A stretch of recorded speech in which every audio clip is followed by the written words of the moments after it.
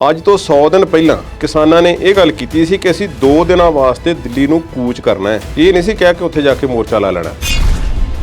ਮਨੋਹਰ ਲਾਲ ਖੱਟਰ ਨੇ ਅਜਿਹਾ ਰੋਕ ਦਿੱਤਾ ਕਿ ਕਿਸਾਨਾਂ ਨੇ ਕਿਹਾ ਕਿ ਤੁਸੀਂ ਰੋਕ ਦਿਓ ਤੇ ਅਸੀਂ ਹੁਣ ਜਾ ਕੇ ਉੱਥੇ ਪੱਕੇ ਬੈਠੇ ਹਾਂ। ਮਨੋਹਰ ਲਾਲ ਖੱਟਰ ਆਪਣੇ ਹੱਥਾਂ ਤੇ ਦੰਦੀਆਂ ਜ਼ਰੂਰ ਵੜਦੇ ਹੋਣਗੇ।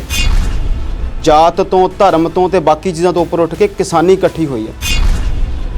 ਵਿਜੇ ਸਾਂਪਲਾ ਨੂੰ ਘੇਰ ਕੇ ਇੱਕ ਨੌਜਵਾਨ ਵੱਲੋਂ ਇਹ ਆਖਿਆ ਗਿਆ, ਉਸ ਵੱਲੋਂ ਸਵਾਲ ਪੁੱਛੇ ਗਏ ਕਿ ਤੁਸੀਂ ਕਿਸਾਨੀ ਅੰਦੋਲਨ ਬਾਰੇ ਕੀ ਕਹਿਣਾ ਚਾਹੁੰਦੇ ਹੋ। ਉਹ ਪਰਿਵਾਰ ਇੱਕ ਪਾਸੇ ਤੇ ਉਹਨਾਂ ਦੇ ਘਰ ਦੁੱਖ ਦੀ ਘੜੀ ਹੈ ਕਿ ਘਰ ਦੇ ਇੱਕ ਵਿਅਕਤੀ ਦੀ ਮੌਤ ਹੋ ਗਈ ਹੈ ਤੇ ਹੁਣ ਉਹ ਵਕੀਲ ਕਰਦੇ ਫਿਰਦੇ ਨੇ ਕਿ ਜਿਹੜੇ ਨੋਟਿਸ ਆਏ ਨੇ ਇਹਨਾਂ ਦਾ ਕੀ ਜਵਾਬ ਦੇਣਾ ਤੇ ਜਿਹੜਾ ਵਿਅਕਤੀ ਜਿਹਦੀ ਮੌਤ ਹੋ ਚੁੱਕੀ ਹੈ ਉਹਦੇ ਬਾਰੇ ਅਸੀਂ ਕੀ ਜਵਾਬ ਦੇਣਾ।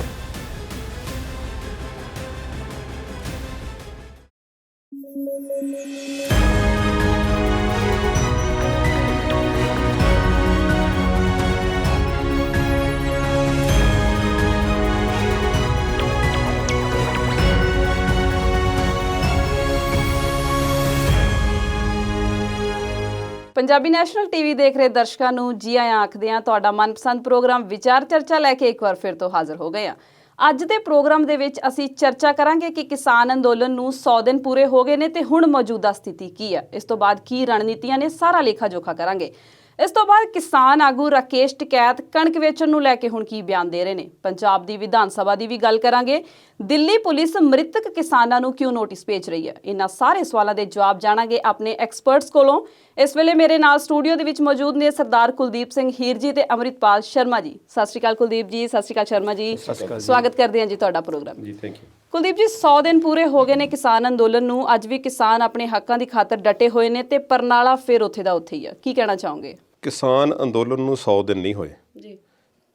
ਦਿੱਲੀ ਦੇ ਸਿੰਘੂ ਮੋਰਚਾ ਤੇ ਟਿਕਰੀ ਮੋਰਚੇ ਤੇ ਬੈਠਿਆਂ ਨੂੰ 100 ਦਿਨ ਹੋ ਗਏ ਨੇ ਜੀ। ਕਿਸਾਨ ਅੰਦੋਲਨ ਤੇ ਪਿਛਲੀਆਂ ਗਰਮੀਆਂ ਦਾ ਚੱਲ ਰਿਹਾ। ਬਿਲਕੁਲ।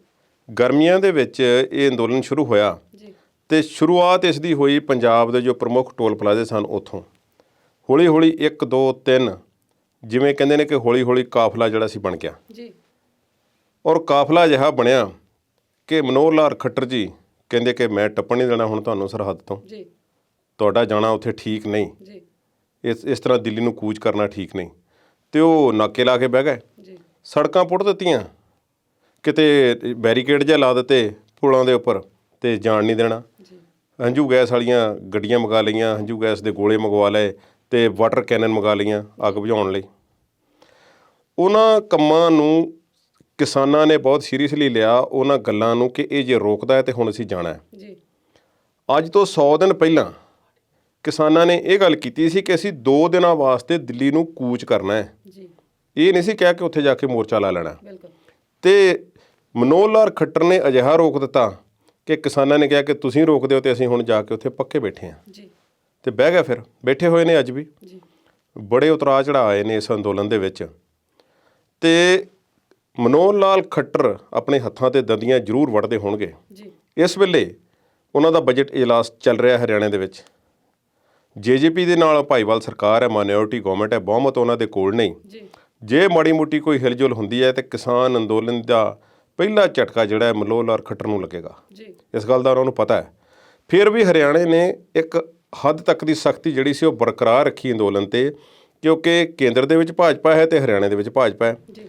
ਪੰਜਾਬ ਦੇ ਵਿੱਚ ਕਾਨੂੰਨ ਵੱਲੋਂ ਜਾਂ ਕਾਨੂੰਨਦਾਨਾਂ ਵੱਲੋਂ ਜਾਂ ਸਰਕਾਰ ਵੱਲੋਂ ਜਾਂ ਪੁਲਿਸ ਵੱਲੋਂ ਉਸ ਤਰ੍ਹਾਂ ਦੀ ਸਖਤੀ ਨਹੀਂ ਵੇਖਣ ਨੂੰ ਮਿਲੀ ਜੀ। ਜਿਸ ਤਰ੍ਹਾਂ ਦੀ ਹਰਿਆਣੇ ਵਿੱਚ ਹੋਈ ਹੈ। ਗ੍ਰਿਫਤਾਰੀਆਂ ਵੀ ਵੱਧ ਹੋਈਆਂ ਨੇ। ਨਵਦੀਪ ਕੌਰ ਤੇ ਜਿਹੜੇ ਉਹਨਾਂ ਦੇ ਹੋਰ ਸਾਥੀ ਨੇ ਕਾਰਕੁਨ, ਉਹਨਾਂ ਦੀ ਗ੍ਰਿਫਤਾਰੀ ਜਿਹੜੀ ਹੈ ਇਸ ਗੱਲ ਵੱਲ ਇਸ਼ਾਰਾ ਕਰਦੀ ਹੈ। ਜੀ। ਫਿਰ ਵੀ ਟੋਲ ਪਲਾਜ਼ੇ ਪਹਿਲਾਂ ਮੁਕਤ ਕਰਵਾਏ ਗਏ ਟੋਲ ਤੋਂ ਹਰਿਆਣੇ ਦੇ, ਤੇ ਫਿਰ ਟੋਲ ਲੱਗਿਆ ਤੇ ਹੁਣ ਫਿਰ ਮੁਕਤ ਨੇ। ਜੀ। ਸਾਰੇ ਨਹੀਂ ਮੁਕਤ, ਜਿਹੜੇ ਕੁਝ ਕੌਮੀ ਸ਼ਾਹਰਾਹ ਨੇ ਉਹਨਾਂ ਦੇ ਮੁਕਤ ਨੇ। ਕਈ ਐਸੇ ਪਾਸੇ ਲੱਗੇ ਹੋਏ ਦੀਆਂ ਟੋਲ ਦੀਆਂ ਵੀ ਖਬਰਾਂ ਮਿਲ ਰਹੀਆਂ ਨੇ। ਜੀ। ਮਰਜ਼ੀ ਨਾਲ ਲਾ ਵੀ ਲੈ ਜਾਂਦਾ ਹੈ। ਇਸੇ ਤਰ੍ਹਾਂ ਇਹ ਕਿਸਾਨ ਅੰਦੋਲਨ ਸਿੰਘੂ ਟਿਕਰੀ ਤੇ ਫਿਰ ਗਾਜ਼ੀਪੁਰ ਜਿਹੜਾ ਸੀ ਉਹ ਬਣ ਗਿਆ। ਜੀ। ਇਹ 3 ਟਿਕਾਣੇ ਬਣ ਗਏ ਤੇ ਅੱਜ KMP ਹਾਈਵੇ ਉੱਪਰ ਤੇ ਨਾਲ ਕੁੰਡਲੀ, ਮਨਸਰ, ਭਲਵਲ ਤੇ ਗਾਜ਼ੀਆਬਾਦ ਤੱਕ ਇਹ ਜਿਹੜਾ ਇੱਕ ਸਟ੍ਰੈਚ 136 ਕਿਲੋਮੀਟਰ ਦੀ ਦੱਸੀ ਜਾਂਦੀ ਹੈ, ਇਸ ਤੇ ਸਾਰੇ ਤੇ ਜਾਮ ਹੋਵੇਗਾ। ਅੱਜ 6 ਘੰਟੇ ਦਾ ਜਾਮ ਜਿਹੜਾ ਹੈ ਕਿਸਾਨਾਂ ਵੱਲੋਂ ਲਾਇਆ ਜਾ ਰਿਹਾ। ਜੀ। ਸੋ ਕਿਸਾਨਾਂ ਵੱਲੋਂ 100 ਦਿਨ ਪੂਰੇ ਕਰਨ ਤੇ ਇੱਕ ਕਿਸਮ ਦੇ 100 ਦਿਨ ਪੂਰੇ ਹੋਣ ਤੇ ਇਹ ਜਾਮ ਲਾਉਣ ਦੀ ਗੱਲ ਕੀਤੀ ਗਈ ਤੇ ਉਸ ਨੂੰ ਅੱਜ ਸਿਰੇ ਚਾੜਿਆ ਜਾ ਰਿਹਾ। ਜੀ। ਰਾਕੇਸ਼ ਟਿਕੈਤ ਆਪਣੇ ਥਾਂ ਤੇ ਹਾਜ਼ਰ ਨੇ। ਇਹ ਸੰਯੁਕਤ ਕਿਸਾਨ ਮੋਰਚੇ ਵਾਲੇ ਆਪਣੇ ਥਾਂ ਨੇ। ਕਿਸਾਨ ਮਜ਼ਦੂਰ ਸੰਘਰਸ਼ ਕਮੇਟੀ ਵਾਲੇ ਪੰਧੇਰ ਸਾਹਿਬ ਉਹਨਾਂ ਤੇ ਥੋੜ੍ਹਾ ਜਿਹਾ ਉਹਨਾਂ ਨੂੰ ਲਿਖਣਾ ਪਿਆ ਸੀ 26 ਜਨਵਰੀ ਦੀਆਂ ਘਟਨਾਵਾਂ ਤੋਂ ਬਾਅਦ। ਪਰ ਫਿਰ ਇੱਕ ਵਾਰੀ ਜੋ ਅੰਦਰੂਨ ਦੀਆਂ ਖਬਰਾਂ ਇਹ ਨੇ ਕਿ ਉਹਨਾਂ ਦੇ ਹੀ ਕਾਫਲੇ ਇਸ ਤੋਂ ਬਾਅਦ ਜਿਹੜੇ ਸਾਰਿਆਂ ਤੋਂ ਵੱਧ ਜਿਹੜੇ ਨੇ ਉੱਥੇ ਜਾ ਰਹੇ ਨੇ। ਟਰਾਲੀਆਂ ਬਹੁਤ ਗਈਆਂ ਨੇ ਪੰਜਾਬ ਵਿੱਚ ਇੱਕ ਵਾਰ ਫਿਰ। ਗਰਮੀ ਦਾ ਮੌਸਮ ਆ ਰਿਹਾ, ਕਣਕ ਦੀ ਵਾਢੀ ਆ ਰਹੀ ਹੈ, ਚੱਲ ਪਈ ਹੈ ਭਾਰਤ ਦੇ ਕਈ ਹਿੱਸਿਆਂ ਦੇ ਵਿੱਚ। ਪੰਜਾਬ ਹਰਿਆਣੇ ਵਿੱਚ ਅਜੇ ਵਾਢੀ ਸ਼ੁਰੂ ਨਹੀਂ ਹੋਈ। ਇਹ ਸਾਰੀਆਂ ਗੱਲਾਂ ਨੂੰ ਧਿਆਨ ਵਿੱਚ ਰੱਖਦੇ ਹੋਏ ਆਉਣ ਵਾਲੇ ਦਿਨਾਂ ਵਿੱਚ ਹੋਰ ਮੁੱਢ ਵੱਜੇਗਾ ਇਸ ਅੰਦੋਲਨ ਦਾ, ਇਸ ਗੱਲ ਵਿੱਚ ਕੋਈ ਸ਼ੱਕ ਨਹੀਂ। ਜੇ ਇਸ ਦੀ ਸਮੀਖਿਆ ਕਰਨੀ ਹੋਵੇ ਕਿ 100 ਦਿਨਾਂ ਦੇ ਵਿੱਚ ਕੀ ਹਾਸਲ ਕੀਤਾ ਤੇ ਕੀ ਗਵਾਇਆ, ਹਾਸਲ ਕੀਤਾ ਕਿ ਅਸੀਂ ਭਾਈਚਾਰਾ ਆਪਣਾ ਵਧਾ ਲਿਆ। ਪੰਜਾਬ ਹਰਿਆਣੇ ਨੂੰ ਆਪਸੀ ਕਸ਼ਮਕਸ਼ ਦੇ ਰੂਪ ਵਿੱਚ ਦੇਖਿਆ ਜਾਂਦਾ ਸੀ, ਪਰ ਪੰਜਾਬ ਤੇ ਹਰਿਆਣੇ ਦੇ ਆਗੂਆਂ ਨੇ ਕਿਹਾ, ਕਿਸਾਨ ਆਗੂ ਸੀ, ਅਸੀਂ ਪਾਣੀ ਦੀ ਲੜਾਈ ਛੱਡ ਕੇ ਤੇ ਹੋਰ ਮਸਲਿਆਂ ਦੀ ਲੜਾਈ ਛੱਡ ਕੇ ਚੰਡੀਗੜ੍ਹ ਦੀ ਲੜਾਈ ਵੀ ਸਾਡੇ ਲਈ ਕੋਈ ਕੰਮ ਨਹੀਂ। ਅਸੀਂ ਇਸ ਮੁੱਦੇ ਤੇ ਇਕਜੁੱਟ ਹਾਂ ਤੇ ਸਾਡੇ ਨਾਲ ਉਸ ਮੁੱਦੇ ਤੇ ਗੱਲਬਾਤ ਕੀਤੀ ਜਾਵੇ। ਯੂਪੀ ਵਾਲੇ ਪਹਿਲਾਂ ਸੁਸਤ ਸਨ, ਰਕੇਸ਼ ਟਕੈਤ ਵੀ ਉੱਠ ਕੇ ਖੜੇ ਹੋ ਗਏ। ਹੁਣ ਇਸ ਵੇਲੇ ਇਕਜੁੱਟ ਨੇ ਸਾਰੇ। ਇਹ ਹਾਸਲ ਕੀਤਾ, ਭਾਈਚਾਰਾ ਹਾਸਲ ਕੀਤਾ ਪੰਜਾਬ ਨੇ। ਖਾਸ ਤੌਰ ਤੇ ਬੁੱਧੀਜੀਵੀਆਂ ਨੇ ਇਹ ਗੱਲ ਆਖੀ ਕਿ ਸੁੱਤਾ ਪੰਜਾਬ ਉੱਠ ਪਿਆ। ਪੰਜਾਬ ਦੀ ਨੌਜਵਾਨੀ ਨੀਂਦ ਵਿੱਚੋਂ ਜਾਗ ਪਈ ਆ ਔਰ ਵਾਕਿਆ ਜਾਗੇ ਨੇ। ਗਲਤੀਆਂ ਹੋ ਜਾਂਦੀਆਂ ਨੇ ਅੰਦੋਲਨ ਦੇ ਵਿੱਚ, ਹੋਈਆਂ ਹੋਣਗੀਆਂ। ਇੰਨਾ ਵੱਡਾ ਮੋਰਚਾ, ਇੱਕ ਅੰਦਾਜ਼ੇ ਮੁਤਾਬਕ ਦੱਸਿਆ ਜਾ ਰਿਹਾ ਕਿ ਸੰਯੁਕਤ ਕਿਸਾਨ ਮੋਰਚੇ ਦੀ ਜਿਹੜੀ ਸਟੇਜ ਹੈ ਉੱਥੇ ਰੋਜ਼ਾਨਾ ਦਾ 1 ਲੱਖ ਰੁਪਏ ਦਾ ਖਰਚਾ ਹੈ। ਹੋਰ ਚੀਜ਼ਾਂ ਦੇ ਰੈਂਟ, ਬਿਜਲੀ, ਪਾਣੀ ਸਾਰਾ ਕੁਝ ਕਰਕੇ ਮੋਟਾ ਸਟੇਜ ਦਾ ਸਾਂਭਣ ਦਾ ਖਰਚਾ, ਬਾਕੀ ਖਰਚੇ ਨਹੀਂ। ਕਰੋੜਾਂ ਦਾ ਤੇਲ, ਕਰੋੜਾਂ ਦੇ ਰਿਸੋਰਸਿਸ, ਖਾਦ, ਖੁਰਾਕ, ਸਮਾਂ ਪੰਜਾਬੀ ਜਿਹੜਾ ਨਾ ਹੁਣ ਤੱਕ ਅੰਦੋਲਨ ਦੇ ਵਿੱਚ ਝੋਕ ਚੁੱਕੇ ਨੇ, ਦਾਅ 'ਤੇ ਲਾ ਚੁੱਕੇ ਨੇ। ਹੁਣ ਵਾਪਸ ਕਿਵੇਂ ਮੁੜਦੇ ਨੇ? ਸਰਕਾਰ ਇਹਨਾਂ ਦੀਆਂ ਮੰਗਾਂ ਕਦੋਂ ਮੰਨਦੀ ਹੈ ਇਹ ਤਾਂ ਨਹੀਂ ਕਹਿ ਸਕਦੇ, ਪਰ ਅਜੇ ਡੈਡਲੌਕ ਹੈ, ਅਜੇ ਗੱਲ ਅੜੀ ਹੋਈ ਹੈ। ਕੇਂਦਰ ਸਰਕਾਰ ਇੱਕ ਉਹਨਾਂ ਨੇ ਆਫਰ ਦਿੱਤੀ ਸੀ ਕਿਸਾਨਾਂ ਨੂੰ ਕਿ 1.5 ਸਾਲ ਵਾਸਤੇ ਇਸ 'ਤੇ ਰੋਕ ਲਾ ਦਿੰਦੇ ਆ। ਉਸ ਗੱਲ ਤੋਂ ਬਾਅਦ ਦੁਬਾਰਾ ਮੀਟਿੰਗ ਨਹੀਂ ਹੋਈ। ਜਦੋਂ ਕਿਸਾਨ ਵੀ ਅੜ ਗਏ, ਫਿਰ 26 ਜਨਵਰੀ ਵਾਲੀਆਂ ਘਟਨਾਵਾਂ ਹੋ ਗਈਆਂ ਤੇ ਤੋਮਰ ਸਾਹਿਬ ਤੇ ਅਮਿਤ ਸ਼ਾਹ ਤੇ ਨਰਿੰਦਰ ਮੋਦੀ ਆਪਣੇ ਜਗ੍ਹਾ 'ਤੇ ਡਟ ਗਏ ਨੇ। ਉਹਨਾਂ ਨੇ ਕੋਈ ਦੁਬਾਰਾ ਗੱਲਬਾਤ ਦਾ ਸੱਦਾ ਵੀ ਨਹੀਂ ਭੇਜਿਆ। ਹਾਲਾਂਕਿ ਕਹਿ ਦਿੱਤਾ ਕਿ we are just a phone call away, ਪਰ ਉਹ ਫੋਨ ਕਿਹੜਾ ਨੰਬਰ ਹੈ, ਉਹ ਕਿਸ ਨੇ ਕਰਨਾ ਹੈ, ਕਿਹਨੂੰ ਕਰਨਾ ਹੈ ਤੇ ਕੌਣ ਕਰੇਗਾ, ਇਸ ਗੱਲ ਵੱਲ ਕੋਈ ਜਿਹੜਾ ਸਰਕਾਰ ਨੇ ਧਿਆਨ ਨਹੀਂ ਦਿੱਤਾ। ਅਜੇ ਸਰਕਾਰ ਜ਼ਿਆਦਾ ਅੜੀ ਹੋਈ ਹੈ ਕਿਸਾਨਾਂ ਨਾਲੋਂ। ਕਿਸਾਨਾਂ ਨੇ ਵੀ ਸਖਤੀ ਦਾ ਪ੍ਰਗਟਾਵਾ ਜਿਹੜਾ ਸੀ ਪਿਛਲੇ 100 ਦਿਨਾਂ ਦੇ ਵਿੱਚ ਕੀਤਾ, ਪਰ ਫਿਰ ਵੀ ਕਿਸਾਨ ਨੇ ਉਹ ਕੋਈ ਲੜਾਕੇ ਨਹੀਂ ਹਨ ਕਿ ਜਾਂ ਕੋਈ ਫੌਜੀ ਨਹੀਂ ਹਨ ਜਿਹੜੇ ਤਨਖਾਹਾਂ ਲੈ ਕੇ ਜਾਂ ਕਿਤੇ ਹੋਰ ਪਾਸਿਓਂ ਲੈ ਕੇ ਜਾਂ ਕਿਸੇ ਸਪੋਰਟ ਦੇ ਨਾਲ ਉੱਥੇ ਬੈਠੇ ਹੋਏ ਨੇ। ਆਪਣੇ ਮੁੱਦੇ ਲੈ ਕੇ ਬੈਠੇ ਹੋਏ ਨੇ। ਸਰਕਾਰ ਨੂੰ ਚਾਹੀਦਾ ਹੈ ਕਿ 100 ਦਿਨਾਂ ਦੀ ਥੋੜ੍ਹੀ ਬਹੁਤੀ ਸੰਗ ਸ਼ਰਮ ਕਰਕੇ ਕਿਸਾਨਾਂ ਦੀ ਗੱਲ ਸੁਣੇ। ਜੀ ਕੁਲਦੀਪ ਜੀ, ਖਬਰ ਆ ਰਹੀ ਹੈ ਕਿ ਕਿਸਾਨ ਆਗੂ ਕੌਮਾਂਤਰੀ ਮਹਿਲਾ ਦਿਵਸ ਵੀ ਉੱਥੇ ਮਨਾਉਣਗੇ, ਇਹਦੇ ਬਾਰੇ ਵੀ ਦੱਸੋ। ਕੌਮਾਂਤਰੀ ਮਹਿਲਾ ਦਿਵਸ ਮਨਾਇਆ ਜਾ ਰਿਹਾ ਹੈ। ਇਸ ਵਾਸਤੇ ਕੁਝ ਰਣਨੀਤੀ ਅਖਤਿਆਰ ਕੀਤੀ ਜਾ ਰਹੀ, ਜਿਹਦੀ ਵੈਸੇ ਅੱਜ ਡਿਟੇਲ ਜਿਹੜੀ ਹੈ, ਅੱਜ ਜਿਹੜਾ ਹਾਈਵੇ ਜਾਮ ਕੀਤਾ ਜਾ ਰਿਹਾ ਹੈ ਉਸ ਤੋਂ ਬਾਅਦ ਕੁਝ ਰਣਨੀਤੀ ਨਵੀਂ ਸਾਹਮਣੇ ਆਉਣ ਦੀ ਗੱਲ ਹੈ। ਇਸ ਤਰ੍ਹਾਂ ਦਿਨ ਮਨਾਏ ਗਏ ਨੇ ਉੱਥੇ ਕਈ ਦਿਨਾਂ ਦੇ ਵਿੱਚ ਜਿਹੜਾ ਹੈ ਉਸ ਹਿਸਾਬ ਨਾਲ ਰਿਪਰੈਜ਼ੈਂਟੇਸ਼ਨ ਜਿਹੜੀ ਹੈ ਦਿੱਤੀ ਗਈ ਹੈ ਕਿ ਆਹ ਜਿਹੜੇ ਦਿਨ ਨੇ ਇਹਨਾਂ ਨੂੰ ਜਿਹੜਾ 8 ਮਾਰਚ ਨੂੰ ਜਿਹੜਾ ਕੌਮਾਂਤਰੀ ਔਰਤ ਦਿਵਸ ਹੈ, ਮਹਿਲਾ ਦਿਵਸ ਜਿਹੜਾ ਹੋਵੇਗਾ, ਉਸ ਸੰਬੰਧੀ ਕੋਈ ਨਾ ਕੋਈ ਰਣਨੀਤੀ ਅਜੇ ਤੱਕ ਕੋਈ ਬਹੁਤੀ ਨਹੀਂ ਦੱਸੀ ਗਈ, ਪਰ ਦੱਸਣਗੇ ਜ਼ਰੂਰ ਕਿ ਅਸੀਂ ਕਿਸ ਤਰ੍ਹਾਂ ਬਣਾਉਣੀ ਹੈ। ਸ਼ਰਮਾ ਜੀ, ਕਿਸਾਨਾਂ ਦੇ 100 ਦਿਨ ਦੇ ਸਫ਼ਰ ਨੂੰ ਤੁਸੀਂ ਕਿਸ ਤਰ੍ਹਾਂ ਦੇਖਦੇ ਹੋ? ਬਿਲਕੁਲ ਜੀ, ਕੁਲਦੀਪ ਜੀ ਨੇ ਬਹੁਤ ਸਾਰੀ ਡਿਟੇਲ ਸ਼ੁਰੂ ਤੋਂ ਲੈ ਕੇ ਹੁਣ ਤੱਕ ਦੇ 100 ਦਿਨ ਦੀ ਦੱਸੀ ਆ। ਪਹਿਲਾਂ ਤਾਂ ਇੱਕ ਗੱਲ ਇਹ ਆ ਕਿ ਕਿਸਾਨ ਇਹ 100 ਦਿਨ ਮਨਾ ਨਹੀਂ ਰਹੇ, ਅਸੀਂ ਉੱਥੇ ਦਿਨ ਕੱਟ ਰਹੇ ਹਾਂ ਜੀ। ਸੰਘਰਸ਼ ਜਿਹੜਾ ਆ ਉਹਦੀ ਆਪਣੇ ਆਪ ਦੇ ਵਿੱਚ ਜਿਹੜੀ ਕਹਾਣੀ ਆ ਉਹ ਇੱਕ ਇਤਿਹਾਸ ਆ, ਉਹ ਲਿਖਿਆ ਜਾਊਗਾ ਤੇ ਆਉਣ ਵਾਲੀਆਂ ਜਿਹੜੀਆਂ ਨਸਲਾਂ ਆ, ਜਨਰੇਸ਼ਨਸ ਆ, ਤੇ ਸਾਰੀ ਦੁਨੀਆ ਵੀ ਉਹਨੂੰ ਦੇਖ ਰਹੀ ਆ ਜੀ। ਇਕੱਲੇ ਭਾਰਤ ਦੀ ਅਸੀਂ ਗੱਲ ਨਹੀਂ ਕਰਦੇ, ਅਫਰੀਕਾ ਦੇ ਕਿਸਾਨ, ਅਮਰੀਕਾ ਦੇ ਕਿਸਾਨ, ਅਸੀਂ ਪਿੱਛੇ ਜੇ ਗੱਲ ਕੀਤੀ ਸੀ ਕਿ ਅਮਰੀਕਾ ਦੇ ਵਿੱਚ 100 ਤੋਂ ਜ਼ਿਆਦਾ 150 ਤੋਂ ਜ਼ਿਆਦਾ ਜਥੇਬੰਦੀਆਂ ਨੇ ਇਸ ਅੰਦੋਲਨ ਦੀ ਤਾਰੀਫ ਕੀਤੀ ਜੀ। ਤੇ ਅੰਦੋਲਨ ਜਿਹੜਾ ਆ ਉਹ ਚੱਲ ਰਿਹਾ ਤੇ ਉਹਦੇ 'ਚੋਂ ਜੇ ਪ੍ਰਾਪਤੀ ਆ ਤੇ ਮੈਂ ਉਹਦੇ 'ਚ ਇੱਕ ਵੱਡੇ ਤੌਰ ਤੇ ਇੱਕ ਪ੍ਰਾਪਤੀ ਨੂੰ ਦੇਖਦਾ ਸਵਲੀਨ ਜੀ, ਉਹ ਇਹ ਆ ਕਿ ਕਿਸਾਨ ਇਕੱਠੇ ਹੋਏ ਆ ਜੀ। ਅੱਜ ਤੋਂ ਪਹਿਲਾਂ ਜਦੋਂ ਵੀ ਵੋਟਾਂ ਦੇ ਵਿੱਚ ਪੋਲੀਟੀਕਲ ਪਾਰਟੀਆਂ ਆਉਂਦੀਆਂ ਸੀ ਤੇ ਉਹ ਦਲਿਤਾਂ ਨੂੰ ਵੋਟ ਮੰਨਦੇ ਸੀ, ਮਜ਼ਦੂਰਾਂ ਨੂੰ ਵੋਟ ਮੰਨਦੇ ਸੀ, ਟੀਚਰਾਂ ਨੂੰ ਵੋਟ ਮੰਨਦੇ ਸੀ। ਕਿਸਾਨਾਂ ਦਾ ਕੋਈ ਸੰਗਠਨ ਨਹੀਂ ਸੀ। ਇਹ ਨਹੀਂ ਆ ਕਿ ਉਹਨਾਂ ਦੀ ਯੂਨੀਅਨ ਨਹੀਂ ਸੀਗੀਆਂ, ਯੂਨੀਅਨ ਜ਼ਰੂਰ ਸੀਗੀਆਂ, ਪਰ ਉਹ ਕਿਸੇ ਨਾ ਕਿਸੇ ਪੋਲੀਟੀਕਲ ਧੜੇ ਦਾ ਸ਼ਿਕਾਰ ਸੀਗੀਆਂ। ਪਰ ਹੁਣ ਜੋ ਹੋਇਆ, ਜਾਤ ਤੋਂ, ਧਰਮ ਤੋਂ ਤੇ ਬਾਕੀ ਚੀਜ਼ਾਂ ਤੋਂ ਉੱਪਰ ਉੱਠ ਕੇ ਕਿਸਾਨੀ ਇਕੱਠੀ ਹੋਈ ਆ ਤੇ ਇਸ ਅੰਦੋਲਨ ਦੇ ਵਿੱਚ ਇੱਕ ਮੋਢੀ ਆਗੂ ਨੇ ਜੋਗਿੰਦਰ ਯਾਦਵ ਜੀ, ਉਹ ਇਸ ਗੱਲ ਦੇ ਬਹੁਤ ਸਾਲਾਂ ਤੋਂ ਮੁਦਈ ਰਹੇ ਆ ਕਿ ਉਸ ਦਿਨ ਮੁਲਕ ਬਦਲੇਗਾ ਜਿਸ ਦਿਨ ਕਿਸਾਨ ਵੋਟ ਬੈਂਕ ਬਣੇਗਾ। ਤੇ ਮੈਨੂੰ ਉਹਨਾਂ ਦੀ ਗੱਲ ਸੱਚ ਹੁੰਦੀ ਜਾਪਦੀ ਆ ਜੀ। ਅੱਜ ਇਹ ਅੰਦੋਲਨ ਖਤਮ ਹੋ ਜਾਏ, ਚਾਹੇ 10 ਦਿਨਾਂ ਬਾਅਦ ਖਤਮ ਹੋ ਜਾਏ, ਪਰ ਕਿਸਾਨਾਂ ਦਾ ਇਕਜੁੱਟ ਹੋਣਾ ਇਹ ਸਰਕਾਰ ਲਈ, ਗੱਲ ਇਸ ਸਰਕਾਰ ਦੀ ਨਹੀਂ, ਸਾਰੀਆਂ ਰਾਜਨੀਤਿਕ ਧਿਰਾਂ ਲਈ ਇਹ ਇੱਕ ਵੱਡੀ ਸਮੱਸਿਆ ਬਣ ਕੇ ਉੱਭਰੇਗਾ। ਜੇ ਉਹ ਕਿਸਾਨਾਂ ਦੀ ਨਹੀਂ ਗੱਲ ਸੁਣਨਗੇ ਤੇ ਉਹਨਾਂ ਲਈ ਮੁਸ਼ਕਲ ਹੋਵੇਗੀ। ਅਸੀਂ ਇਹਨਾਂ ਨੂੰ ਪੰਜਾਬ ਦੀਆਂ ਇਲੈਕਸ਼ਨ 'ਚ ਵੀ ਦੇਖ ਲਈਏ ਤੇ ਹੁਣ ਬੰਗਾਲ ਦੇ ਵਿੱਚ ਜੋ ਕੁਝ ਹੋਣ ਜਾ ਰਿਹਾ, ਰਿਜ਼ਲਟ ਕੀ ਆਉਣੇ ਵੱਖਰੀ ਗੱਲ ਨੇ, ਪਰ ਪੋਲੀਟੀਕਲ ਪਾਰਟੀਆਂ ਜਾਂ ਸਾਡੀਆਂ ਰਾਜਸੀ ਧਿਰਾਂ ਜਿਹੜੀਆਂ ਉਹਨਾਂ ਲਈ ਇੱਕ ਵੱਡੀ ਸਮੱਸਿਆ ਬਣੀ ਹੋਈ ਹੈ ਇਹ ਗੱਲ ਕਿ ਕਿਸਾਨ ਇਕਜੁੱਟ ਹੋਏ ਨੇ। ਜੀ, ਪਰ ਜੋ ਵੀ ਹੈ, ਪਰ ਇਹ ਤਾਂ ਸੱਚ ਹੈ ਕਿ ਜਿਹੜੇ ਸਿਆਸੀ ਆਗੂ ਨੇ ਉਹਨਾਂ ਨੇ ਹੱਥਾਂ ਦੀਆਂ ਦਿੱਤੀਆਂ, ਹੁਣ ਉਹ ਮੂੰਹ ਨਾ ਖੋਲ ਰਹੇ ਨੇ। ਬਿਲਕੁਲ ਜੀ। ਕੁਲਦੀਪ ਜੀ, ਅਗਲੇ ਮੁੱਦੇ ਵੱਲ ਰੁਖ ਕਰਦੇ ਹਾਂ। ਅਕਸਰ ਹੀ ਰਾਕੇਸ਼ ਟਿਕੈਤ ਨਿੱਤ ਹੀ ਨਵਾਂ ਕੋਈ ਨਾ ਕੋਈ ਬਿਆਨ ਦਿੰਦੇ ਨੇ, ਤੇ ਹੁਣ ਕਣਕ ਵੇਚਣ ਨੂੰ ਲੈ ਕੇ ਉਹਨਾਂ ਨੇ ਕੀ ਬਿਆਨ ਦਿੱਤਾ ਹੈ? ਉਹਨਾਂ ਦੇ ਬਿਆਨਾਂ ਦੇ ਬਾਬਤ ਮੈਂ ਥੋੜੀ ਜਿਹੀ ਗੱਲ ਪਹਿਲਾਂ ਕਰਨੀ ਚਾਹਾਂਗਾ ਜੀ। ਇੱਕ ਕਿਸਾਨ ਆਗੂ ਨਾਲ ਮੇਰੀ ਗੱਲਬਾਤ ਹੋ ਰਹੀ ਸੀ। ਉਹਨਾਂ ਨੇ ਮੈਨੂੰ ਕਿਹਾ ਕਿ ਰਾਕੇਸ਼ ਟਿਕੈਤ ਕਈ ਵਾਰੀ ਇਹੋ ਜਿਹੇ ਬਿਆਨ ਦੇ ਦਿੰਦੇ ਨੇ ਜਿਨ੍ਹਾਂ ਤੇ ਸਾਨੂੰ ਬਾਅਦ ਵਿੱਚ ਜਵਾਬ ਦੇਣਾ ਪੈਂਦਾ ਜੀ। ਜੇ ਮੈਂ 2 ਉਦਾਹਰਨਾਂ ਦੇਵਾਂਗਾ। ਕੈਪਟਨ ਨੇ ਵੋਟਾਂ ਹਾਸਲ ਕੀਤੀਆਂ ਸੀ ਪਿਛਲੀ ਵਾਰੀ, ਸਮਾਰਟਫੋਨ ਤੇ ਕਰਜ਼ਾ ਮੁਆਫੀ, ਨਸ਼ੇ ਖਤਮ ਕਰਨੇ ਆ, ਰੇਤਾ ਦਾ ਕਾਰੋਬਾਰ ਖਤਮ ਕਰਨਾ ਹੈ। ਅੱਜ ਵੀ ਜਦੋਂ ਉਹਨਾਂ ਦੀ ਪਾਰਟੀ ਦੇ ਕਿਸੇ ਆਗੂ ਨੂੰ ਇਹਨਾਂ ਮੁੱਦਿਆਂ ਤੇ ਸਵਾਲ ਪੁੱਛਿਆ ਜਾਂਦਾ ਹੈ ਤੇ ਉਹ ਚੁੱਪ ਹੋ ਜਾਂਦੇ ਨੇ। ਮਨਪ੍ਰੀਤ ਬਾਦਲ ਨੂੰ ਇੱਕ ਵਾਰੀ ਕਿਸੇ ਨੇ ਪੁੱਛਿਆ ਕਿ ਸਮਾਰਟਫੋਨ ਕਦੋਂ ਦੇਣੇ ਨੇ, ਉਹ ਪਹਿਲਾਂ ਤਾਂ ਝਿਜਕ ਗਏ, ਫਿਰ ਜਵਾਬ ਨਹੀਂ ਆਇਆ, ਨਹੀਂ ਤੇ ਬੜਾ ਖੁੱਲ੍ਹ ਕੇ ਬੋਲਦੇ ਨੇ ਅਕਸਰ। ਉਹ ਕਹਿੰਦੇ ਦੇਖੋ ਜੀ ਸ਼ਾਇਦ ਦੀਵਾਲੀ ਤੱਕ ਦੇ ਦਈਏ। ਰਾਕੇਸ਼ ਟਿਕੈਤ ਨੇ ਕੁਝ ਦਿਨ ਪਹਿਲਾਂ ਗੱਲ ਆਖ ਦਿੱਤੀ ਕਿ 40 ਲੱਖ ਟਰੈਕਟਰਾਂ ਦਾ ਕਾਫਲਾ ਅਸੀਂ ਲੈ ਕੇ ਦਿੱਲੀ ਵੱਲੋਂ ਕੂਚ ਕਰਾਂਗੇ। ਉਹ ਗੱਲ ਦੇ ਜਵਾਬ ਥੋੜ੍ਹਾ ਜਿਹਾ ਦਿੰਦੇ ਫਿਰ ਰਹੇ ਨੇ ਇਸ ਵੇਲੇ ਵੀ। ਹੁਣ ਉਹਨਾਂ ਨੇ ਕਿਹਾ ਕਿ ਸੰਸਦ ਦੇ ਮੂਹਰੇ ਕਣਕ ਵੇਚਣੀ ਹੈ, ਪਾਰਲੀਮੈਂਟ ਦੀ ਬਿਲਡਿੰਗ ਦੇ ਮੂਹਰੇ। ਕਹਿੰਦੇ ਸਾਨੂੰ ਇਹ ਖੁੱਲ੍ਹ ਦਿੱਤੀ ਗਈ ਹੈ ਕਿ ਕਣਕ ਤੁਸੀਂ ਜਿੱਥੇ ਮਰਜ਼ੀ ਲਿਜਾ ਕੇ ਵੇਚ ਸਕਦੇ ਹੋ। ਉਹ ਕਹੇ ਜੀ ਇਹ ਵੀ ਮੰਡੀ ਹੈ, ਇੱਥੇ ਸਭ ਕੁਝ ਵੇਚਿਆ ਖਰੀਦਿਆ ਜਾਂਦਾ, ਇੱਥੇ ਵਿਧਾਇਕ ਵੀ ਖਰੀਦੇ ਜਾਂਦੇ ਨੇ, ਉਹ ਵੀ ਖਰੀਦਿਆ ਜਾਂਦਾ, ਇਮਾਨ ਵੇਚੇ ਜਾਂਦੇ ਨੇ, ਤੇ ਅਸੀਂ ਕਣਕ ਲਿਆ ਕੇ ਇੱਥੇ ਵੇਚਦੇ ਹਾਂ। ਲਿਆਓ ਕਣਕ ਸਾਫ਼ ਕਰੋ ਤੇ ਬੋਰੀਆਂ ਭਰੋ ਤੇ ਚੁੱਕ ਕੇ ਲੈ ਜਾਓ ਇੱਥੋਂ।